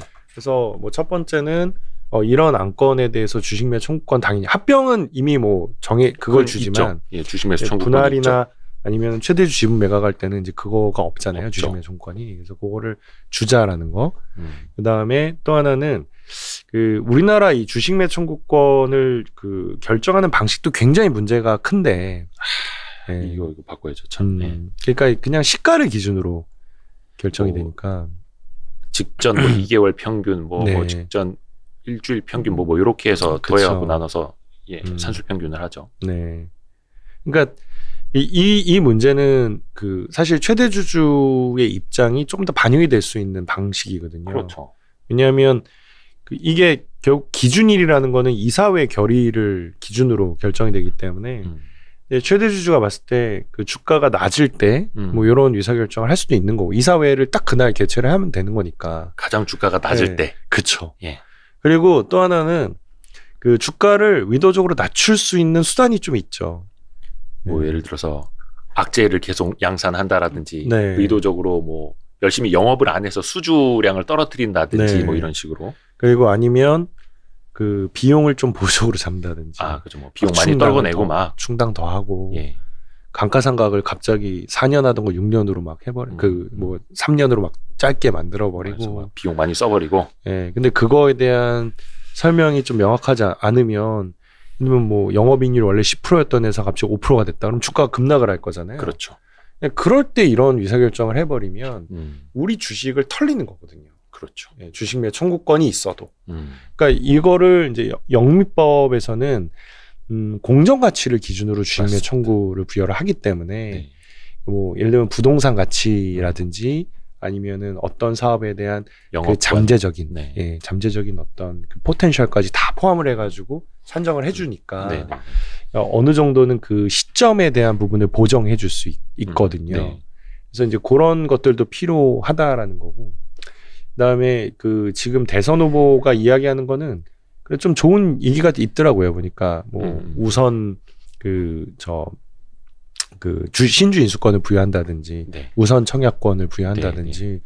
근데 그런 점들만 돼도 적어도 이제 분할권에 대해서는 이런 어떤 급락을 방지할 수 있는 그런 수단이 될 수 있다라고 보는 거죠. 약간의 안전장치. 네. 그러니까 물적 분할에서 새로운 상장을 할 때 청약을 우선적으로 할 수 있는 네. 권리. 네. 뭐 그런 것들이 이제 뭐 당연히 생겨나야 될. 그거는 뭐 여야 공의 좀 이야기를 하고 있는 것은 네. 약간 좀 다행이라는 생각이 들기도 하고 물론 그게 나중에 국회 가서 통과가 되느냐 또 별개의 얘기긴 합니다만 그렇죠. 우리가 그래서 끝까지 이제 두는 크게 두고 지켜봐야 되는 거고요. 네. 앞에서 정말 그 이야기하신 것처럼 주식 매수 청구권이 있더라도 정말 얼마 안 되는 가치로 되사주는 경우들이 굉장히 많기 때문에 그래서 그렇죠. 시가평가가 아니라 공정가치를 평가를 해서 사줘야 된다. 네. 해서 대주주들이 주가를 눌러놓을 필요조차 없도록 네. 또 여기서 이어지는 게 상속증여세를 적용을 할 때도 마찬가지로 시가평가를 하는 게 아니라 네. 공정가치를 평가해서 대주주들이 상속세 증여세를 내도록 해야 된다. 네. 그래야지 주가를 눌러놓는 일이 없도록 해야 된다. 네. 이게 참 아이러니한 게 그거예요. 뭐 보셔서 아시겠지만 고령의 최대 주주가 위독하시다. 건강에 이상이 있으시다. 그러면 주가가 확 올라 버리잖아요. 이런 거 보면서 물론 돈에는 피가 흐르지는 않습니다만 되게 서글픈 거죠. 꼭 이렇게 해야 되나. 꼭 이래야만 했었나. 안타깝습니다. 자료를 보다 보니까 그런 좋은 이야기 있더라고요. 우리가 재계 순위, 재계 서열 이런 이야기 많이 하는데 네. 이거를 자산 총액 현재 기준으로 하고 있잖아요. 네. 자산 총액 기준으로 재계 서열을 매기는 게 아니라 시가 총액으로 순위를 매겨야 한다. 이런 제안을 또 하셨더라고요. 네. 이거는 어떻게 보면 좀 마이너한 이슈일 수도 있는데 실제로 그 현장에서 좀 듣는 얘기들 보면 그 재벌들이 이런 그 공정거래위원회에서 발표하는 재계 순위에 상당히 민감하대요. 특히 자존심 싸움도 있고. 예, 완전 자존심 싸움이고 네. 그 이제 연초가 되면 청와대에서 초대를 하잖아요. 근데 이게 되게 웃긴 게 30대 그룹의 총수만 초대를 해요. 네. 예전에 거기 오뚜기 회장님이 함영준 회장님이 그 안에는 못 끼지만 네. 뭐 좋은 기업 케이스로 같이 들어가서 화제가 많이 됐었고. 그렇죠. 근데 그 사석에서 들리는 얘기들을 보면 예. 이제 그렇게 이제 보면은 이 30대 그 재벌 순위에서 뭐 여기 자산 총액 기준으로 발표가 되니까 뭐 KT나 농협이나 뭐 포스코 같은 이런 기업이 들어가잖아요. 네. 근데 거기는 이제 재벌은 아니기 때문에 그러니까 정확히 말하면 동일인이 없는 상호 출자 총액 제한 기업 집단 이렇게 표현을 하는데 그렇죠. 이른바 오나라고 하는 네. 총수가 없는 대기업 네. 집단이죠. 그렇죠. 농협, 포스코, KT. 예. 네. 그래서 거기는 이제 그 청와대에서 초대할 때 빠지거든요. 그렇죠. 그러니까 그것도 이제 웃긴 뭐 거예요. 31, 32, 34 이런 식으로 초청을 받는데 이제 그 자리에서 되게 뜬금없네라는 이제 그런 반응들이 막 있대요. 저 사람 뭐야? 여기 왜 와 있어? 막 그런 저런 거 있잖아요. 졸부가 여기 왜 껴? 그렇죠. 그렇죠. 예. 그러니까 이게 그 재벌들 입장에서는 어쨌든 이제 그 랭킹에서 계속 위로 올라가고 싶은 거고. 근데 그게 자산 총액이다 보니까 그렇죠. 자꾸 그 M&A 이런 쪽으로 가는데 문제는 이제 그게 그 주주를 위한 방향은 아니고 전체 주주를 위한 방향은 아니고 그냥 오로지 에셋을 늘리는 거에만 집중을 한다. 그 에셋 자산에는 네. 이제 부채도 포함되기 때문에 그렇죠. 뭐 예를 들어서 어느 날 갑자기 우리가 저 기업보다 계단이 한 계단 모자라는데 한 1조가 모자라 자산이 야 1조 원 빌려와. 그렇죠. 그럼 올라가는 거죠. 자산 그렇죠. 총액이. 뭐 아시아나항공 인수도 사실 뭐 그런 맥락일 수도 있고요. 네. 저걸 인수하면 모회사 주가 빠지는데 고려 대상이 아니거든요. 자산이 늘어나니까. 어마어마하게 늘어요. 아시아나항공은 자산이 엄청 큰 회사거든요. 그렇죠. 부채가 엄청 크니까. 늘어나니까 순위가 확 올라간다라는 거죠. 예. 그러니까 그런 거를 좀 막자. 근데 이거를 이제 혹시라도 시가총액 순서대로 다시 재배열을 하면 그러면 이제 뭐 카카오나 이런 기업들이 위로 올라올 거잖아요. 네. 이제 그랬을 때 그 좀 존심을 건드려 보자는 거죠, 재벌들의. 당신은 자산 총액 순위론 30위 안에 이게 초청을 받았는데 요거를 이렇게 바꾸면 못 받아. 그러니까 주가를 좀 올려. 높여봐. 청와대 가서 같이 밥 먹으려면 네. 다른 재벌들하고 같이 한 테이블에 앉으려면 주가를 네. 높여. 네. 굉장히 신박한 아이디어입니다. 네. 저도 별로 많이 듣지 못한 이야기여가지고 요 자료 요 내용 보고 와 이거 진짜 신박한데? 왜냐하면 말씀하신 것처럼 이게 인간의 본성이에요. 재벌들의 본성이고 경영자의 본성이에요. 심지어 제가 봤던 취재했던 어떤 그 최대 주주는 자기네 회사 주가가 경쟁사보다 낮다는 거예요. 근데 그 회사는 주식 수가 많았거든요. 스펙 합병 상장해갖고 2,000원으로 상장하니까 당연히 2만 원짜리 회사보다는 아니 주식 수가 더 많은데 그래서 나중에 결국은 액면 병합을 했어요. 자존심 상한다고. 그렇다니까요. 야, 이거 인간 본성을 이용을 해야 됩니다. 그래서 자산 총액이 아닌 시가총액 기준으로 재계 순위를 다시 정의해야 한다. 네. 그렇죠. 이게 주가라는 게 어떻게 보면 경영 성과, 그쵸. 지표로 활용이 돼야 되는데 우리나라 뭐 CEO나 이런 사람들은 전혀 주가로 평가를 받지 않아가지고. 그렇죠. 이거 진짜 중요한 이야기예요. 사실 그 이야기를 쓴 뭐 다른 이유 중에 하나가 제가 그 리포트의 서문에도 적긴 했는데 좀 몇 년 된 이야기이긴 해요. 그 어떤 재벌 이제 총수를 좀 독대할 일이 있었어요. 네. 그래가지고 제가 그 앞자리에서 시장의 목소리, 전 되게 순수했으니까 그래가지고 지금도 순수하십니다. 네, 주가를 아까 막 개소리라고 하신 거 보니까 순수하십니다. 그래서 진짜 뭐 펀드 매니저들한테 막 전화 돌려가지고 이 기업의 문제가 뭐야? 그래서 막 얘기 듣고 뭐 이게 주주환원 정책 같은 것들 막 해서 이야기를 한 20분 정도 하고 그다음에 이제 차를 마시면서 좀 이런 변화가 있을 수도 있겠지 하고 되게 기쁜 마음으로 이렇게 차를 딱 마시려고 하는데 큰 기업 회장님한테 주가를 왜 높여야 되노? 약간 그렇게 경상도 사투리로 저한테 반문을 추정해 봅시다. 경상도시고 연세가 좀 꽤 되시고. 그래서 그때 제가 너무 당황해가지고 할 말이 없는 거예요. 그 다음서부터 그 논의의 진전이 안 돼요. 그렇게 되면. 근데 그러면 상장을 하면 안 되는 건데 그 아주 기본적인 거잖아요. 그거는 아주 기본적인 거. 왜냐하면 그렇죠. 내가 상장을 하면서 당신들의 돈을 내가 빌린 거니까 또 당신들이 나한테 투자해 준 거니까 당신과 나와의 사이에서 주주와 나와의 사이에서는 계약이 된 거고 그거에 대한 보상을 해줘야 되는 거잖아요. 그렇죠. 근데 그런 개념이 전혀 없는 그냥 이 회사는 내 거인 거예요. 내 거기 때문에. 이 회사는 내 거고 내가 지분율이 10%만 있어도 내가 최대 주주면 내 거고 근데 시장은 자본시장은 상장해 놓은 건 결국은 필요할 때만 돈을 조달하기 위한 곳일 뿐이고 저수지일 뿐이고 이렇게 생각하시는 분들이 그 회장님뿐만이 아니라 굉장히 많습니다. 그런가요? 주가 올라서 좋은 건 당신네들뿐 아니냐. 투자자도 어차피 길어야 한두 달 투자하고 주가 오르면 쏙 빠질 거잖아. 그럼 이제 대화가 진전이 안 되죠. 그렇죠. 뭐 물론 투자자들도 좀 달라져야 하는 측면도 없지 않아 있습니다. 우리나라는 또 너무나 이제 단기 투자 문화가 너무 강하다 보니까 그 경영자 중에서 그리고 또 대주주 중에서 조금 이런 면들은 좀 주시하자라고 제안해 놓은 것도 있더라고요. 경영자에게 요구되는 자질 이렇게 정리를 또 해주셨습니다. 경영진에게 필자는 다음과 같이 대묻고 싶다. 회사의 이익과 최대 주주의 이익이 충돌하는 지점에서 회사의 이익을 선택할 수 있는가? 그리고 회사의 주가가 즉 주주 가치가 경영진의 성과 평가에 얼마나 연동되어 있는가? 모든 임직원에게 위험과 보상이 일치하는 성과 평가를 적용하고 있는가? 성장 기업, 모험 사업에 대한 비전을 제시하고 있는가?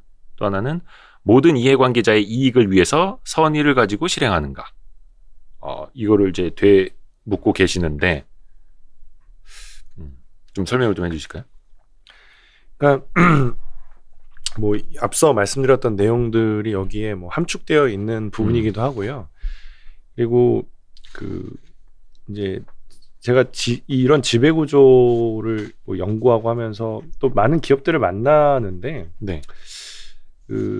또 다른 문제가 있더라고요. 이 한국 기업 사회에는 어떤 문제? 그게 뭐냐면 이제 뭐 이런 당연히 뭐 최대 주주만을 위해서 움직이는 이런 경영진들도 있지만 또 반대로 이 기업의 역사가 나름대로 굉장히 오래 이제 되면서 이게 또 그 안에서 경영자들도 일종의 세력화가 되어 있는 경우가 꽤 있어요. 사내 정치. 근데 그게 이제 세력화가 굉장히 좀 많이 되어 있고 그리고 그 최대 주주가 이제 젊은 최대 주주로 바뀐 경우에 그 최대 주주는 이제 어차피 그 본인이 바뀌었기 때문에 상속세는 다 픽스가 됐고 이제 다 낼 거고 그러니까 뭐 여기선 주가 올라도 상관이 없고 본인은 나이가 굉장히 젊으니까 그 뭐 여기에서 뭐 주가가 3배가 되건 4배가 됐건 그 본인이 죽는 거는 본인 생각 안 하잖아요. 그러니까 또 이제 젊은 사람들은 또 자존심의 문제가 있기 때문에 대부분 또 이제 젊은 친구들은 뭐 해외에서 뭐 유학도 많이 하고 근데 그러다 보면 그 자산총액 말고도 비교하거든요. 시가총액 가지고도 많이. 네, 그래서 오히려 그런 경우는 최대 주주가 저희랑 같은 방향을 바라볼 수도 있어요. 네. 근데 문제는 그 경영자 세력화된 경영자들이 그런 최대 주주의 말을 안 듣는 경우도 꽤 있거든요. 그런 상황이 실제로 있어요. 굉장히 큰 기업들 중에. 맞아요. 예.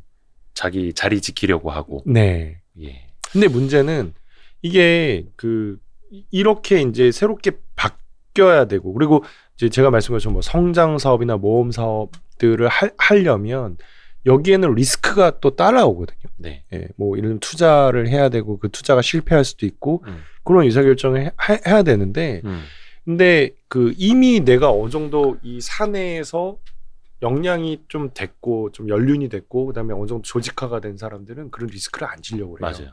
경영자들도 그런 리스크를 안 지려고 그래요. 내가 있어봐야 임기 2년 3년인데 네. 그 안에 문제 일으키면 안 돼. 네. 그 안에 손실 많이 생기면 안 돼. 그렇죠. 그리고 자기가 만약에 나가고 나서 그 공이 자기 후임자한테 다 돌아가는 것도 별로 원하지도 않고 나 있을 때 성과 내고 해. 네. 그러니까 그냥 나 있을 때인 거예요. 그리고 귀찮거든요. 이게 새로운 거 하려고 그러면 네. 또 뭐 거의 한 그 CEO 레벨에서 뭐 60대 막 되고 그러시면 막 크립토 얘기하고 그러면 머리 아프거든요.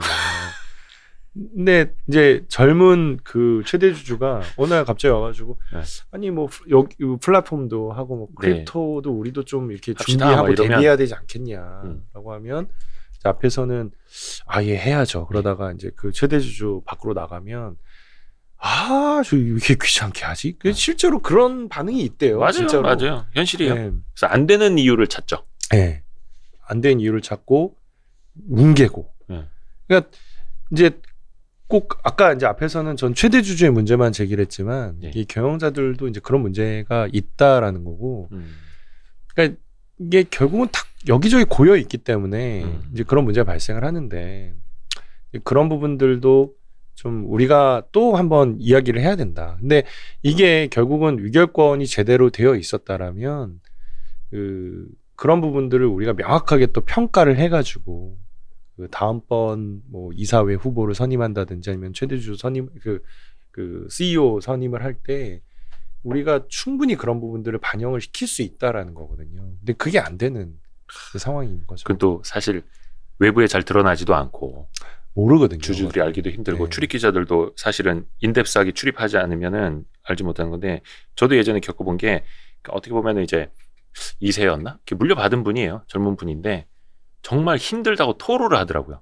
왜냐하면 지금 계시는 그 C 레벨에 계시는 임원분들은 자기 선대 때부터 오랫동안 같이 일을 해 오셨던 분들이고 자기는 그 안에서 뭔가 새로운 걸 해보고 싶고 변혁을 하고 싶은데 이분들은 고여 있는 거야. 그럼 결국 그런 이분들을 내보내야 되는데 이분들은 나의 아버지와 연결이 다 돼 있기 때문에 내 마음대로 이분들을 잘라낼 수도 없어. 그러니까 막 거기서 막 되게 답답해하는 거죠. 맞아요. 좀 달라져야 될 부분이 되게 많은데 하여튼 요거는 이제 현실 이야기하고 있는 거고 네. 자 그럼 우리가 이제 대안을 찾아봐야 되는데 그러면 재평가되는 지주사가 있습니까 우리나라에? 재평가가 될 수도 있는 가능성이 있는 그런 지주사나 네. 기업 집단이 있습니까? 보입니까? 일단은 뭐 최근에 가장 그 변화된 모습을 보여주고 있는 두 기업이 있죠. 현대차 그룹하고 그다음에 SK 그룹인데요. 그 현대차 그룹 같은 경우에는 일단 젊은 그 회장으로 바뀌면서 그냥 쉽게 생각해 보시면 2018년 이전의 현대차 그룹의 모습 그리고 그 이후의 모습을 애플 투 애플로 비교를 해보시면 굉장히 큰 차이가 있죠. 2018년이면은 저기 땅 샀을 때였나요? 땅이 아니고요. 그때가 이제 2018년이 이 회사가 지배구조 개편을 하겠다라고 해서 현대모비스를 분할하고 그리고 뭐 현대글로비스랑 합병하는 이제 안건을 만들었었고 그리고 나서 바로 엘리엇이 들어와서 막 반대하고 공격하고 그게 2018년에서 19년 초. 벌써 그게 그렇게 오래됐구나. 네. 있었던 일인데 근데 이제 그 전에 현대차의 모습은 제가 뭐 현대차 분석하는 사람 아니어가지고 잘 모르지만 네. 근데 그냥 제 기억으로는 이런 뭐 전장화에 대한 고민도 좀 덜 했었던 것 같고 그다음에 뭐 전기차, 뭐 친환경, EV 이런 쪽에 대해서도 비전이 거의 없었거든요. 예, 맞아요. 그러니까 이제 주주들은 이제 그런 미래 비전도 없는데 막 땅 사고 그러니까 도대체 이제 현대차 그룹은 무슨 생각으로 경영을 하는 거냐 막 그런 그 불만이 많았었던 걸로 제가 기억을 하는데 맞아요, 맞아요. 근데 이제 많이 바뀌었죠. 최근에 보면은 뭐 EV 관련해서도 완전히 좀 새로운 얘기를 했고 네. 이번에 그 내연기관차는 더 이상 생산하지 않겠다. 근데 그게 기득권과의 싸움이거든요. 그것도 잘 생각해 보면 맞아요. 그거를 이제 그 메시지를 던졌을 때는 내부에서 뭐 내연기관에서 어느 정도 그 경험을 많이 쌓고 그거에 대한 그 이 지적 그 재산이 있으신 분들은 다 물러나라는 얘기나 마찬가지인 거잖아요. 그렇죠. 근데 어쨌든 그런 반대에도 불구하고 그 좀 더 발전적인 방향에 대한 의사결정을 내릴 수 있는 이제 그런 변화가 어떻게 있었나를 생각해 보시면 결국 그 젊은 그 회장이 됐기 때문이에요. 젊은 회장이 왔고 그 회장이 어쨌든 제대로 된 방향을 잘 집어냈고요. 이제 그런 과정에서 또 나름대로 뭐 이런 경영진들에 대한 개혁까지 뭐 성공을 했다면 한 것 같아요. 여기야 말 그대로 그 아버지 때 같이 하셨던 C레벨의 경영자들을 네. 좀 내보내면서 네. 예, 달라졌던 거죠. 많이 달라졌죠. 그래서 제가 그렇지 않아도 작년 말에 근데 현대차 그룹의 인사가 좀 많이 나왔었거든요. 그래서 이제 그때 뭐 기사들 종합해 보면서 굉장히 젊어진 현대라는 그 메시지를 많이 봤어요. 그래서 뭐 40대 임원도 많이 승진을 하고 뭐 대표회사도 굉장히 젊은 분들을 낳았다라는 그 메시지를 봤는데 그리고 나서 얼마 안 있다가 이제 우리는 더 이상 내연기관을 생산하지 않겠다라는 이야기를 던져주거든요. 이제 그런 것들만 봐도 이 얼마나 이제 이런 것들에 대한 변화를 받아들이고 리딩하느냐 이런 게 그 기업 가치의 굉장히 중요한 요소라는 점을 말씀을 드리는 거고요. 그 어떻게 보면은 사실 정의선 그 회장 입장에서는 이게 본인에게 독이 될 수도 있어요. 왜냐하면 이런 의사결정을 내렸을 때 주가가 올라갈 수 있잖아요. 특히 그럼 본인한테 좀 불리해지죠 또. 상속 안 받았잖아요. 여기는. 그거 여쭤보려고 했는데 2018년에 그때 뭐 엘리엇도 반대하고 여론도 굉장히 안 좋아져서 뭐 물론 뭐 마음을 좀 어떻게 먹었으면 막 밀어붙일 수도 있었을 텐데 그때 현대차 그룹이 달랐던 건 이거를 뭐라 해야 되나 중단을 했단 말이죠. 지배구조 개편 작업을. 그래서 여론을 보고 다른 방법을 찾아보겠다. 근데 이게 빨리 진행이 돼야 되는 거잖아요. 요거는. 지금 그쵸. 현대차 그룹의 지배구조 개편이 어찌 보면 우리나라 재계에서 마지막 남은 가장 큰 그렇죠. 예, 이벤트이기도 하고. 네. 요게 어떻게 될까요? 솔직히 이거 제가 예상해도 제 생각에 99% 틀릴 것 같아가지고 왜냐하면 이제 지배구조 개편 관련해서 시나리오를 그동안 뭐 저 포함해가지고 엄청나게 많은 애널리스트들이 썼는데 그 맞은 적이 한 번도 없어요. 그다음에 현대차, 뭐 삼성, 뭐 DL 뭐 이래가지고 쓰면 다 틀리더라고요. 그래서 왜냐면 그런 네. 보고서들을 그런데 다 보거든요. 네. 아시겠지만 그 지배구조 개편할 때 네. 한두 사람이 결정하는 게 아니잖아요. 네. 뭐 회계법인, 글로벌 IB, 뭐 법무법인 다부터 하고 세상 똑똑한 사람들이 이거 판짜고 저거 판짜고 그러면 저기 시나리오 가져와, 저기 시나리오 다 가져와, 여기는 이렇게 예측하면 저기는 이렇게 예측, 다 판 깔아놓고 하는 거다 보니까 네. 예, 틀릴 수밖에 없죠. 그렇죠. 그리고 이제 저는 그냥 아둔한 머리로 혼자 생각하는 거고 거기는 막 뭐 이렇게 김행장서부터 다 붙어가지고 막 아니, 근데 최적의 솔루션. 최남곤 연구원님도 나중에 그런데 그래서 엄청 불러줄 것 같은데. 예, 아무튼 다음에 좀 불러주십시오. 염가로 모실 수 있습니다. 근데 아무튼 근데 현대차 그룹은 그때 그 목표는 명확하게 보여줬거든요 시장에. 네. 그러니까 하나는 순환출자 해소라는 좀 대외적인 명분이 있고 그래야 내가 이 액션을 하더라도 난 이것 때문에 하는 거야라는 명분을 확보할 수 있는 거거든요. 그렇죠. 명분도 있고 실리도 네. 있어야 되고. 거기 하나 있고. 근데 실제로 이제 그룹의 그 오너가 바라는 거는 현대모비스 지분을 가져오는 거죠. 현대모비스 지분이 결국은 이제 그룹 전체 지배구조 측면에서 보면은 제일 정점에 있는 회사이기 때문에 현대차를 또 지배하고 있기도 하고 그리고 앞으로 미래라는 관점으로 봤었을 때 거기가 중심이 될 수밖에 없거든요. 그 실제로 이번에 그 현대차가 이제 앞으로는 EV만 생산하겠다라고 했었을 때는 이제 그냥 제가 느끼는 감정은 이런 느낌이었어요. 그 현대차는 어떻게 보면 이제 파운드리 느낌으로 가는 거고 생산 중심으로. 그다음에 모비스는 이렇게 페미니스트로 가는 느낌으로. 여기는 이제 설계를 하고 기획을 하고 자율주행을 담당을 하고. 만약에 그런 식으로 간다면 뭐 당연히 파운드리도 밸류가 높겠지만 이런 어떤 페미니스트 쪽에 대한 밸류가 좀 더 클 수 있는 거잖아요. 그러니까 그게 이제 모비스의 역할일 수 있는데 결국 이제 그런 기능적인 측면과 더불어 가지고 현대차의 최대 주주라는 그 지위가 딱 모비스에 있으니 그러니까 모비스 주식을 가져오는 게 핵심이거든요. 근데 그 뭐 미래라는 관점에서는 어쨌든 미래를 준비하는 관점에서는 이 정의선 회장은 그래도 시장하고 잘 호흡이 되는 것 같아요. 그러니까 이제 그 부분은 어느 정도 됐고 경영자로서 검증은 됐고 뒤통수만 안 치면 되는데. 예. 예. 근데 이제 그게 제일 걱정. 의구심은 좀 있죠. 그렇죠. 그러니까 아직 예. 이게 뭐 정의선 회장의 문제가 아니라 이런 거에 이제 뒤통수를 많이 맞아본 대한민국 자본시장이다 보니 네. 정의선 회장의 어떤 행동과 선언 이런 거에 대해서도 계속 의심을 하는 거죠. 네. 예, 못 믿는 거죠. 네, 있어요. 그런 의구심이 있고 그리고 그럴 수밖에 없는 게 그 뭐 현대 글로비스의 어떤 성장의 과정이라든지 네. 그다음에 또 현대 엔지니어링 조만간 IPO를 앞둔. 네. 근데 이제 거기도 딱 보면 그 정의선 회장이 구주 매출이 대부분 들어가잖아요. 맞아요. 그러니까 뭔가 이제 그런 느낌이죠. 한 20년 동안 이게 이런 지배구조 개편은 1, 2년 스토리가 아니거든요. 그렇죠. 굉장히 어릴 때부터 이제 예. 그거를 기획을 해요. 그러면 한 20년 전서부터 예를 들면 현대 글로비스나 현대 엔지니어링 같은 회사의 그 역할이 그 당시에 설계가 됐었을 거고 그 설계하에서 지금까지 온 거죠. 그 과정이 진행이 됐는데 네. 그 공교롭게도 이번에 현대 글로비스랑 그다음에 현대 엔지니어링 지분에 대한 매각을 통해서 그 정의선 회장하고 그다음에 정몽구 전 회장이 거의 1조 원 이상의 현금을 확보를 하게 되거든요. 네. 그러니까 뭔가 돈은 마련이 된 거잖아요. 네. 지금까지 상황을 보면. 그러니까 그 돈으로 과연 무엇을 할 것인가. 그런 것들은 남아 있어요. 근데 그냥 쉽게 예상해 볼 수 있는 건 모비스 지분이 뭔가 움직이긴 움직이겠구나. 저 돈으로. 그 정도까지에 대한 관측만 해보는 거죠.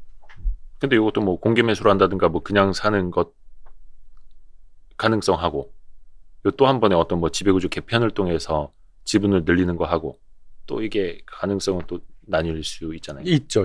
그래서 그 어차피 아까 말씀한 것처럼 이 순환출자 해소라는 그 대외 명분이 있기 때문에 그 기아차랑 현대제철이 들고 있는 모비스 지분 네. 23.2%가 바로 그 순환출자에 해당되는 지분이거든요. 네. 그러니까 그거를 끊어야죠. 그거를 이제 외부에 매각을 하건 아니면은 이 오너 가문이 사가건 이걸 끊어야 되는데, 근데 그거를 이제 끊으려면은 거의 6조 원에 달하는 현금이 소요가 될 거라고 예측이 되니 뭐 요 1조 원 확보한 걸로는 택도 없을 거고 그러면은 뭐 그거에 대한 방법론 중에 하나로 현대 모비스를 뭐 분할해서 조금 그 규모를 좀 줄여서 네. 그 뭐 가져오는 방식으로 가지 않겠냐라는 추정을 하는 건데요.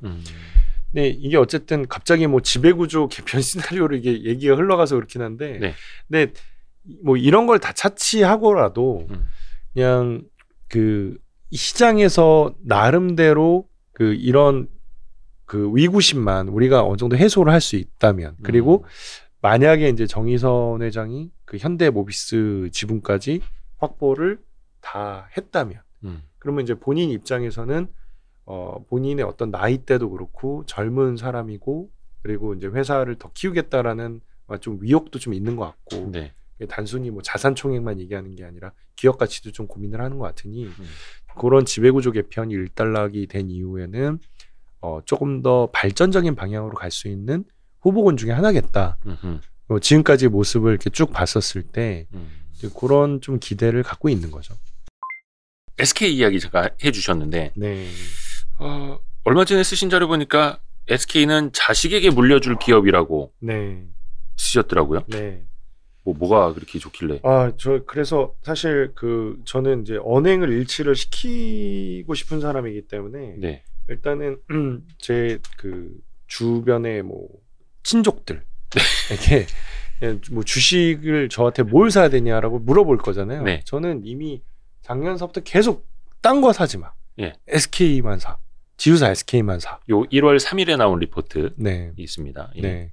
그 전서부터 그냥 심플하게 얘기를 했었어요. 물론 뭐 이거 제 돈을 그분들에게 주고 산 게 아니기 때문에 네, 뭐. 이런 뭐 이해상충 그런 거 없어요. 그냥 네. 심플하게 네. 그냥 사라. 그래서 그 왜 사냐라고 물어보면 그 제가 아는 상식의 범위에서는 앞으로 5년 동안 그 성장과 관련돼서 이렇게 구체적인 목표를 제시하는 물론 그게 실패할 수도 있죠. 그 목표가. 근데 제가 봤을 때는 그게 좀 굉장히 정확한 방향을 지향하고 있다라고 보여지고요. 근데 그런 목표를 향해서 가는 이제 그런 모습들이 전 기대를 하고 있고요. 심지어는 그 가이드라인을 굉장히 구체적으로 제시를 하고 있어요. 그 파이낸셜 스토리라고 하나요? 네, 파이낸셜 맞습니다. 스토리라고 하나요? 여기 회사가 계열사별로도 네. 그럼 뭐 IRD 열심히 하고 있고, 네네. 예, 지주사도 마찬가지고. 그렇죠. 그렇죠. 그래서 거기가 뭐 지우사 기준으로 140조 원의 시가총액을 만들겠다라는 2025년까지 지금 20조가 약간 안 되거든요. 잠깐만, 25년까지 얼마요? 140조 원이요. 140조 원. 그러니까 지금 만약 회사 몇 목표대로면 7배 정도, 예, 예. 거의 한 8배 될 것 같은데 지금. 물론 이게 목표는 누구든지 네. 저기 달나라까지도 잡아놓을 수 있는 거잖아요. 그렇죠. 그게 달성 가능합니까?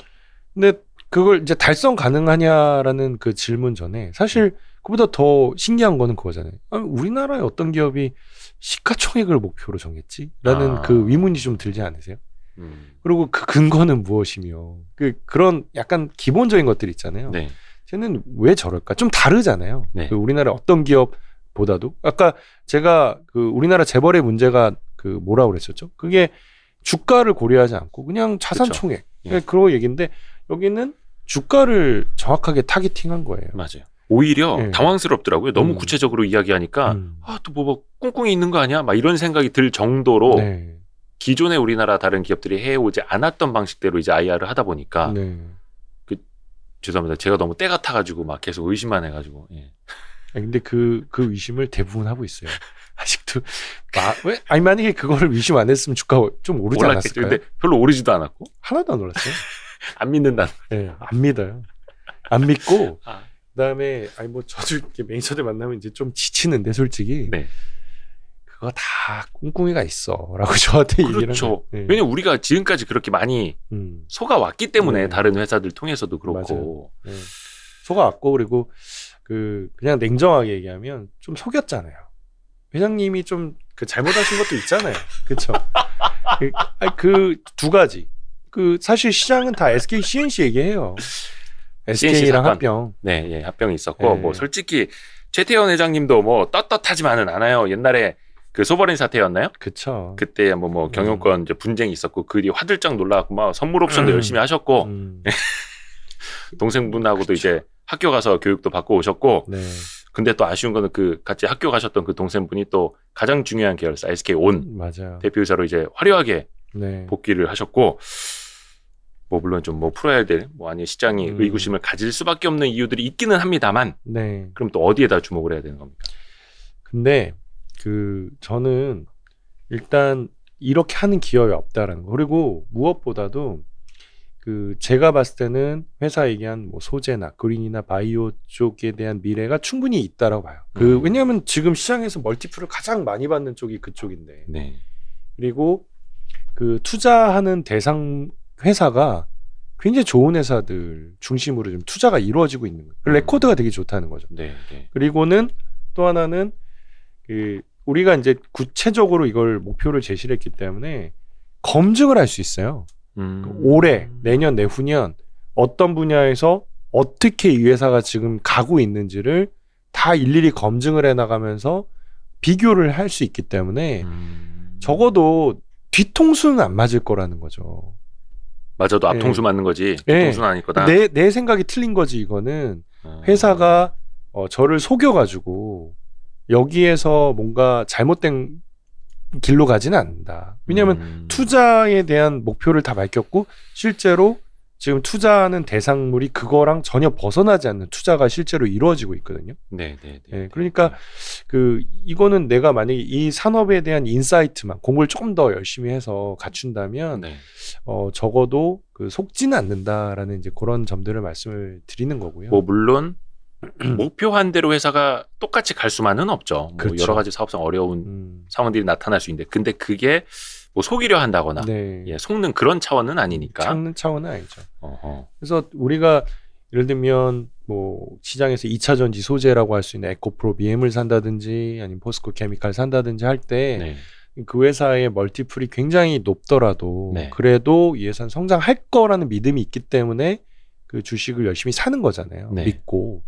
근데 그런 것처럼 이 SK라는 회사가 그런 하나하나의 영역에서 되게 명확한 비전을 갖고 그리고 굉장히 좋은 기술을 갖고 있는 기업들을 인수를 하고 있으며 그걸 토대로 뭐 증설하고 그리고 숫자를 만들어 나가는 과정 중에 있거든요. 여기 제가 주 SK의 NAV, 네. 주 SK의 순자산 가치 그때 네. 요 자료 쓰신 거 좀 보고 있는데, 상장사 비상장사 합쳐서 투자자산 합계가 요게 35조인가요? 그거 30% 할인했을 때니까. 아, 30% 할인했을 때 35조. 50조 넘죠. 다 합치면 50조. 어허. 그 최근에 시총이 얼마더라? 하여튼 20조 안 돼요. 한 18조 아마 그 정도 언저릴 겁니다. 요거는 뭐 상장사야 뭐 최근에 이제 주가로 이제 나오는 거고. 네. 예, 비상장사까지 합쳐서 근데 30% 할인하는 건 또 어떤 이유에서? 그게 보통 그렇게 해요. 예, 이거 이제 관성 같은 건데. 만약에 들어가려고 하면 네. 뭐 이게 세율이다. 저거를 뭐 팔았을 때를 기준으로 30% 양도 차익에 대한 그 세금을 내야 되니까 네. 뭐 그런 얘기를 하는데 네. 이게 결국은 이제 저것도 장난이죠. 이게 NAV 대비 디스카운트율이 너무 높으니까 그래서 오케이 그럼 시장에서 합의를 해가지고 예. 30% 정도 깝시다. 예. 까서 계산을 합시다라는 거를 이제 기준으로 이제 저기다 넣은 거고요. 그래서 이제 제가 말씀드리고 싶은 거는 아까 제가 잠깐 그 멘트를 했었잖아요. 뭐 네. NAV랑 비교하지 말라고. 그 주가를 보실 때 네. 뭐 NAV가 50조인데 지금 20조다. 그런 부분들이 중요한 게 아니다. 그런 어떤 숫자의 정태적인 비교가 중요한 게 아니라 결국은 방향성이다. 방향성. 이 기업의 NAV가 지금은 50조인데 내년에 51조, 52조, 55조로 갈 수 있는가. 그 부분이 더 중요하다라는 건데요. 아까 이제 소프트뱅크 이야기할 때 설명해 주신 것처럼. 그렇죠. 그러니까 순자산 가치가 그러니까 순자산 가치와 주가의 괴리가 얼마가 된다 한들 일단은 순자산 가치도 늘어나야 되는 거고 회사가 보여주고 있는 방향성이 이제 같이 성장하고 있는가를 우리가 이제 확인을 해야 된다. 그렇죠. 라는 말씀으로. 예, 그래서 실제로 최근 한 3, 4년 동안 NAV가 제일 많이 늘어난 지주사가 어디일 것 같으세요? 유사 지주사까지 포함해가지고. 그러면 가장 M&A를 공격적으로 한 회사일 텐데 어디가 있을까요? 포스코? 어디가 있지? 딱 안 떠오르는데. 네, 삼성물산이에요. 삼성물산. 왜냐하면 삼성물산이요? 네, NAV 계산할 때 상장사 시가가 반영이 돼 버리니까 삼성전자 주가, 삼성전자랑 삼성바이오로직스 주가가 쌈박까지 많이 올라가지고 거의 2배 됐어요. 2배.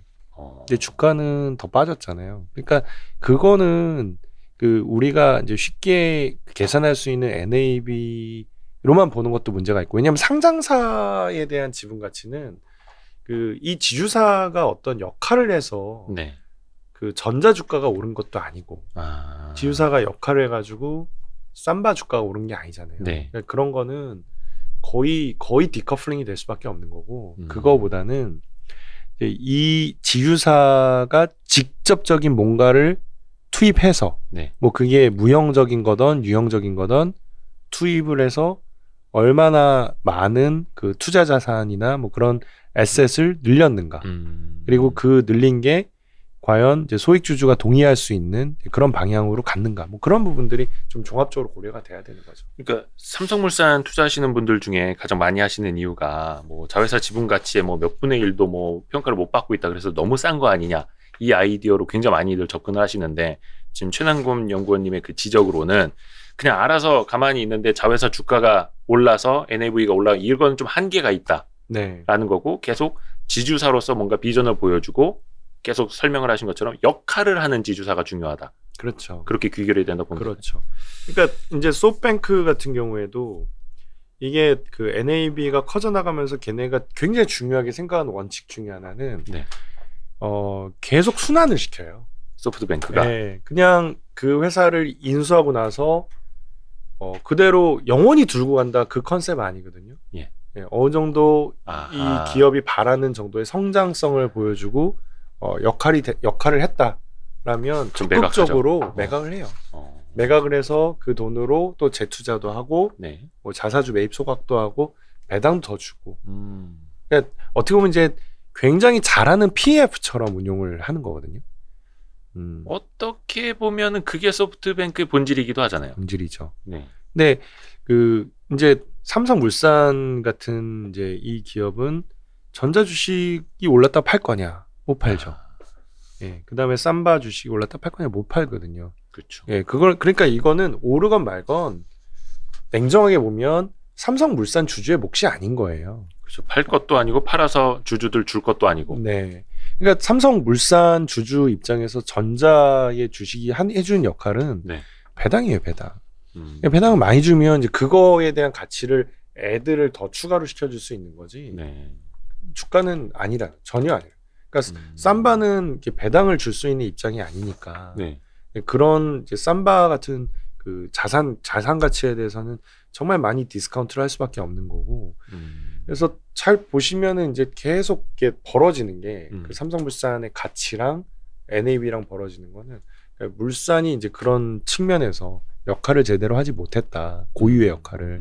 그런 부분이고, 반대로 SK 같은 경우에는 SK 바이오팜 네. 성장을 하고 나서 계속 구주 매출을 추가로 하잖아요. 그래서 그거를 원칙이 있어요. 그렇게 구주 매출해가지고 거기에서 차익이 발생을 하면 그 차익의 3분의 1을 주주에게 특별 배당의 형태로 돌려주겠다. 주 SK가. 네, 그래서 배당이 실제로 최근에 많이 늘었어요. 5,000원에서 거의 한 8,000원 이상으로 올라왔고, 그 배경에는 차이나 가스 홀딩스 지분 매각, 그다음에 여기 그 SK 바이오팜 매각, 그다음에 뭐 ESR이라고 해서 그 물류 창고를 하는 그 홍콩 기업이 있는데, 그 회사 지분도 상장하면서 지분 꽤 많이 팔았거든요. 그런 식의 그 포트폴리오 조정을 계속하는 거죠. 그런 것들이 그 지주사의 어떤 기업 가치에 굉장히 큰 영향을 미칠 거라고 보는 거죠. 그리고 좀 포스코 이야기로 잠깐 넘어갈까요? 포스코는 네. 이제 최근에 네. 뭐 물적 분할이라든지 해서 지배구조 개편을 이제 이야기하지 않았습니까? 네. 요것도 가지고 이제 사람들이 자라보고 놀란 것 같으면 소뚜껑 보고 놀란다고. 포스코도 물적 분할을 해서 막 깜놀했거든요. 네네. 근데 회사는 뭐 배당도 좀 늘린다 하고 자회사 상장을 하지 않겠다라고 약속을 했죠. 어떻게 보면 이제 자회사 상장할 때 특별 결의하도록 하겠다고. 정관에 넣었죠. 정관에. 네. 그러니까 100% 무조건 안 하겠다는 아니고, 네. 거의 한 3분의 2 이상의 주주들이 동의해야만 네. 상장하는 걸로 하겠습니다라고 이제 되게 어려운 허들을 이제 만들어 놓은 거니까 네. 주주들은 이제 안심하라고 한 것 같은데, 그 의미는 좀 어떻게 평가하세요? 굳이 그거 안 넣어도 저는 됐을 것 같은데, 왜냐하면 예. 이게 쉽게 얘기하면 배터리는 이게 저거랑 똑같은 거예요. 아까 제가 LG 화학이 예. 석유화학 부분을 분사해서 예. 그거를 팔았다면 네. 과연 그거에 대해서 우리가 피해를 본 것일까 아니면 이익을 본 것일까에 대한 가정을 한번 해보자라고 말씀드렸잖아요. 네. 그건 좋아했을 거라는 거거든요. 네. 결과론적으로는. 근데 그런 것처럼 그 포스코의 철강 사업의 의미가 뭘까, 그 부분을 좀 고민을 해봐야 될 것 같고요. 네. 그 철강업의 특수성은 이게 아무래도 뭐 탄소도 많이 배출하고, 그다음에 이런 어떤 그 굉장히 유형적인 그 자산을 갖고 있는 산업이다 보니까 멀티플을 그렇게 높게 받지는 못해요. 성장성도 그렇죠. 이렇게 뛰어나지도 않고. 그렇죠. 그러니까 어떻게 보면 이제 주주 입장에서는 저게 그 캐시카우라는 측면에서는 굉장히 좋은 에셋이지만 네. 반대로 이 포스코의 기업 가치를 구성하는 데 있어서 과연 저 철강이라는 사업이 얼마나 의미가 있는지도 한번 고민을 해봐야 된다. 근데 저거를 뭐 물적 분할해가지고 IPO 한다. 회사가 왜 하겠어요? 멀티플을 높게 받지도 못하는데. 그렇죠. 예, 그 돈을 땡길 이유가 있을까? 없어요. 포스코는 돈이 정말 많은 회사거든요. 네. 돈 잘 벌고. 그러니까 그렇게 뭐 물적 분할해가지고 IPO 한다라는 의구심을 우리가 가져야 되는 거는 그 사업이 진짜 성장성이 있는. 그러니까 내가 그거가 너무 좋아가지고 이 회사에 투자한 경우 그런 것들. 예를 들면 이마트의 쓰기라든지, 뭐 LG 에솔, SK온 이런 경우가 해당이 된다라는 거고. 이렇게 그 성장성도 취약하고 이제 그런 그 사업부는 회사가 알아서 저는 IPO를 하지 않을 거라고 생각을 하는 거죠. 이득이 없다 회사 입장에서는. 그래서 이제 이번 그러면 왜 분할한 거야라고 했었을 때 저는 진짜 선의 그대로 해석을 했어요. 왜냐하면 그 우리가 그 애플이라는 회사를 보면 그 지배구조 그 지분율을 이제 쭉 그 구글링 해서 한번 보세요. 그 쉐어 스트럭처라고 해가지고 애플에서 찍어보시면 그 일대 주주가 뱅가드가 나와요. 그리고 나머지 쭉 다 펀드거든요. 그렇죠. 그 다음에 그 원래 파운더들은 그 지분이 거의 없어요. 보이지도 않죠. 네, 보이지도 않아요. 보이지도 뭐 팀쿡 이런 분도 막 0. 몇몇 퍼센트로 해가지고 지분이 없어요. 심지어 마이크로소프트도 빌 게이츠 지분이 정말 얼마 없어요. 예, 완전 없어요. 단자리예요, 단자리. 예, 다 그냥 펀드거든요. 예. 근데 이 포스코의 지배 구조가 거의 똑같거든요. 맞아요. 뭐 최대 주주가 국민연금이죠. 예. 그리고 나머지 다 뭐 외국계 굉장히 유수의 펀드들로 구성이 되어 있고 나머지는 소액 주주이기 때문에 그 어떻게 보면 이제 이런 뭐 포스코가 됐건 KT가 됐건 이렇게 그 공기업에서 이제 민영화가 돼가지고 이제 전환이 된 기업들은 공공성이라는 부분만 이제 빼면 그런 물만 쫙 빼주면 그런 어떤 영미권 기업의 지배 구조랑 거의 유사한 형태의 기업으로 거듭날 수가 있게 되고요. 그러면 결국은 이제 이런 기업들이 그 경영자 기준으로 만약에 이제 정치권이 원하는 바만 적절하게 잘 차단을 해준다면 어떻게 보면 굉장히 그 순수하게 퓨어하게 주주를 위한 기업으로 거듭날 수도 있는 거거든요. 그렇죠. 단일 어떤 재벌, 총수, 이른바 오너라고 하는 사람을 위해서 뗐다 붙였다 하는 건 최소한 포스코는 아닐 테니까. 그렇죠. 뭐 네이버도 마찬가지로 네이버도 최대 주주가 국민연금이고 약간 그런 것처럼 승계 문제가 없죠. 예, 승계 문제는 확실히 없고 포스코는 최정호 회장님은 거의 뭐 전문 경영인이고 임기 끝나면 또 이제 바뀌실 수 있으니까. 근데 여기서 남는 이제 의문은 이겁니다. 그러면 포스코가 과연 순수 지주회사가 될까? 예를 들어서 포스코 케미칼, 포스코 ICT, 포스코 엠텍, 포스코 인터내셔널, 포스코 강판. 그럼 이거 공개 매수해서 자진 상폐해야 완전한 지주사 되는 거 아닙니까? 또 이렇게 반문하시는 분들 계시거든요.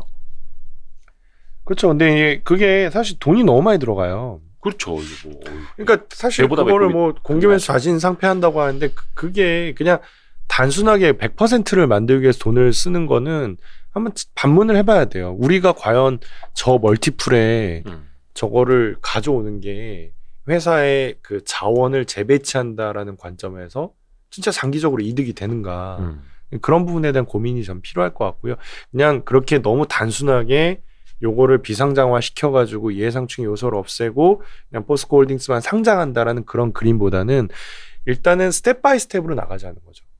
제가 주장한 건 뭐냐면 일단 이 사업들이 지금 현재 포스코라는 그 기업의 상황에서는 거의 인정을 못 받는다. 그냥 여기는 분석도 철강 애널리스트가 하고 그 철강 애널리스트가 분석하는 한계는 맨날 그 중국의 뭐 철강 생산에 따라 가지고 우리나라의 철강 가격이 어떻게 바뀌고 그 PQC 분석을 해가지고 그걸로 기본적으로 철강 회사들 멀티플이 낮으니까 얘도 딱 그 정도에 대한 평가를 합시다라는 걸로 평가가 돼서 이 회사가 이제 새롭게 하는 뭐 리튬이라든지 니켈이라든지 수소라든지 이런 부분에 대한 가치를 현재 포스코 체제에선 제대로 반영 못할 수도 있다라는 거고요. 그래서 이렇게 쪼개줘서 각각의 사업에 대한 회계를 작성을 하게 되고 철강은 철강, 니켈은 니켈.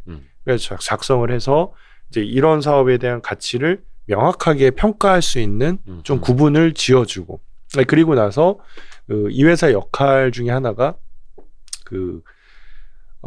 그냥 무조건 비상장화 시키지 않는다고 하더라도 이 포스코 철강 부분에서 최대한 배당을 지주사로 빼준 다음에 그 다음에 이제 이 지주사 관점에서 만약에 뭐 니켈이나 이런 리튬 사업부에 대한 투자가 필요하다. 그러면 그쪽에다 돈을 넣어주고 그래서 그걸 더 키워주고 그런 자원 재배치 역할을 해주고 그 다음에 올해는 보니까 이게 다 필요 없어. 투자가 필요 없을 것 같아. 네. 근데 그러면 배당을 빼가지고 그거를 대부분 다 주주에게 돌려주는 거예요. 유보하지 않고 자산 소각할 수도 있는 거고 그런 의사결정만 제대로 잘 순환이 돼주면 주가 안 오를 이유가 없다라고 보는 거죠. 그렇게만 된다면 네. 이상적이긴 한데 네. 포스코가 그걸 이제 잘 보여줘야 되는 거고 또 시장에 신뢰를 줘야 되는 거고 그렇죠. 약간 그런 지배 구조 약간 우리가 계속 뭐 영미권 기업 뭐 미국 기업처럼 뭐 구글처럼 이런 이야기를 하는데 얼마 전에 어떤 기사였더라 누가 포스코 지배 구조도 이제 구글처럼 바뀐다 하니까 악플이 아니 뭐 엄청 달렸더라고요. 당연히 그럴 수 있죠. 네. 네. 어디 갖다 네. 비교하냐고. 그러니까 이게 네. 어떻게 보면 대한민국의 현실에서 네. 앞에서도 이야기한 것처럼 현대차그룹도 마찬가지고 이게 제대로 되겠느냐라는 아직까지의 의구심을 갖고 있는 건데. 그러니까 우리 자신을 너무 이렇게 비하하지 말고 제가 오히려 이제 포스코 주주분들이나 아니면은 여기 뭐 자료도 KT를 좀 언급하긴 했는데 KT 주주분들에게 꼭 제가 당부를 드리고 싶은 말씀이 하나 있어요. KT도 많이 변하고 있죠. 예. 변화하고 있는데 활용 점정이 있습니다. 이게 뭐냐면 예. 이번에 이제 선거가 끝나면 예. 어쨌든 그 포스코의 뭐 회장 자리나 네. 아니면 이제 그 KT의 사장 자리에 대한 뭐 여러 가지 좀 노이즈가 있을 거예요. 바뀔 가능성은 많죠. 그러니까 역대 네. 정권이 바뀔 때마다 제일 먼저 수사받던 네. 분들이 KT랑 포스코 회장님들. 그렇죠. 예. 막 아이고, 감옥도 지겨워. 막 갔다 오시고 그러니까. 그리고 나서 뭐 본인들의 입맛에 맞는 뭐 낙하산 뭐 그런 내려보내죠. 니즈가 있잖아요. 그거 하려고 그랬던 예, 거니까. 근데 중요한 거는 주총회거든요. 예. 우리는 주주잖아요. 네. 그리고 특별결이거든요. 네, 어떤 그 대표이사 해임. 예, 아니요. 대표이사가 이제 임기가 특히 KT는 올해 말까지예요. 네네. 고영호 대표가. 그러니까 내년에 그분이 연임이 되면은 돼도 내년에 어쨌든 우리가 주총에서 한번 보팅해야 되고 그다음에 그분을 이제 뭐 이런 외적인 이슈로 끌어내려 가지고 만약에 정치권에서 임명한 낙하산이 왔다라고 했을 때 누가 봐도 좀 의구심이 있다라고 하면 우리가 주총에서 우리의 힘을 보여주자는 거죠. 이거는 대주주가 없기 때문에 소액주주가 얼마든지 그 의사표현을 할 수 있고요. 여태까지는 그런 의구심이 있어도 이게 이상하게 우리나라 사람들은 주총에서 너무 착해지는 거예요. 또 찬성표를 던져줘요. 그러지 말자는 거죠.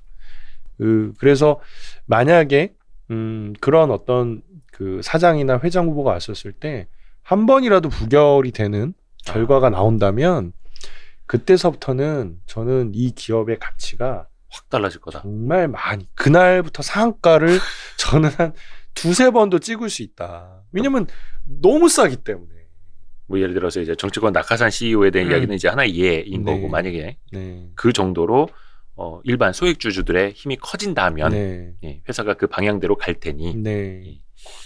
이거 좀 한번 좀 지켜봐야 될 것 같아요. 포스코랑 KT 얘기는. 아무튼 이 회사들도 뭔가 좀 달라지려는 노력들은 하고 있고 그리고 또 이제 대선을 앞둔 시점에서 또 생각해 보면은 정말 과거처럼 어떤 대선 승리의 전리품으로 하나씩 챙겨줘야 하는 그 주요한 자리가 포스코 KT였고 사실 뭐 네. 다른 공공기관이 뭐 그렇다 쳐 여기는 상장사고 그렇죠.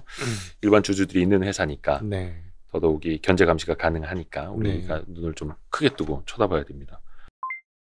저희가 굉장히 많은 이야기를 담았고 네. 저희가 최남권 위원님 바쁘신데 어렵게 모신 만큼 네. 진짜 물어볼 게 정말 많았습니다. 그래서 네. 오늘 진짜 좀 귀한 시간 만들어줘서 너무 네. 감사하고요. 네. 또 기회가 된다면 네. 미스터 쓴소리 네. 유한타증권의 최남권 연구원 통해서 이게 사실 우리나라 자본시장을 많이 좀 선진화시켜야 되기 때문에 네. 모두가 다 잘 되자고 하는 이야기니까 그럼요. 좋은 이야기 좀 계속해서 구하도록 하겠습니다. 네. 유한타증권의 최남권 연구원이었습니다. 고맙습니다. 네. 감사합니다.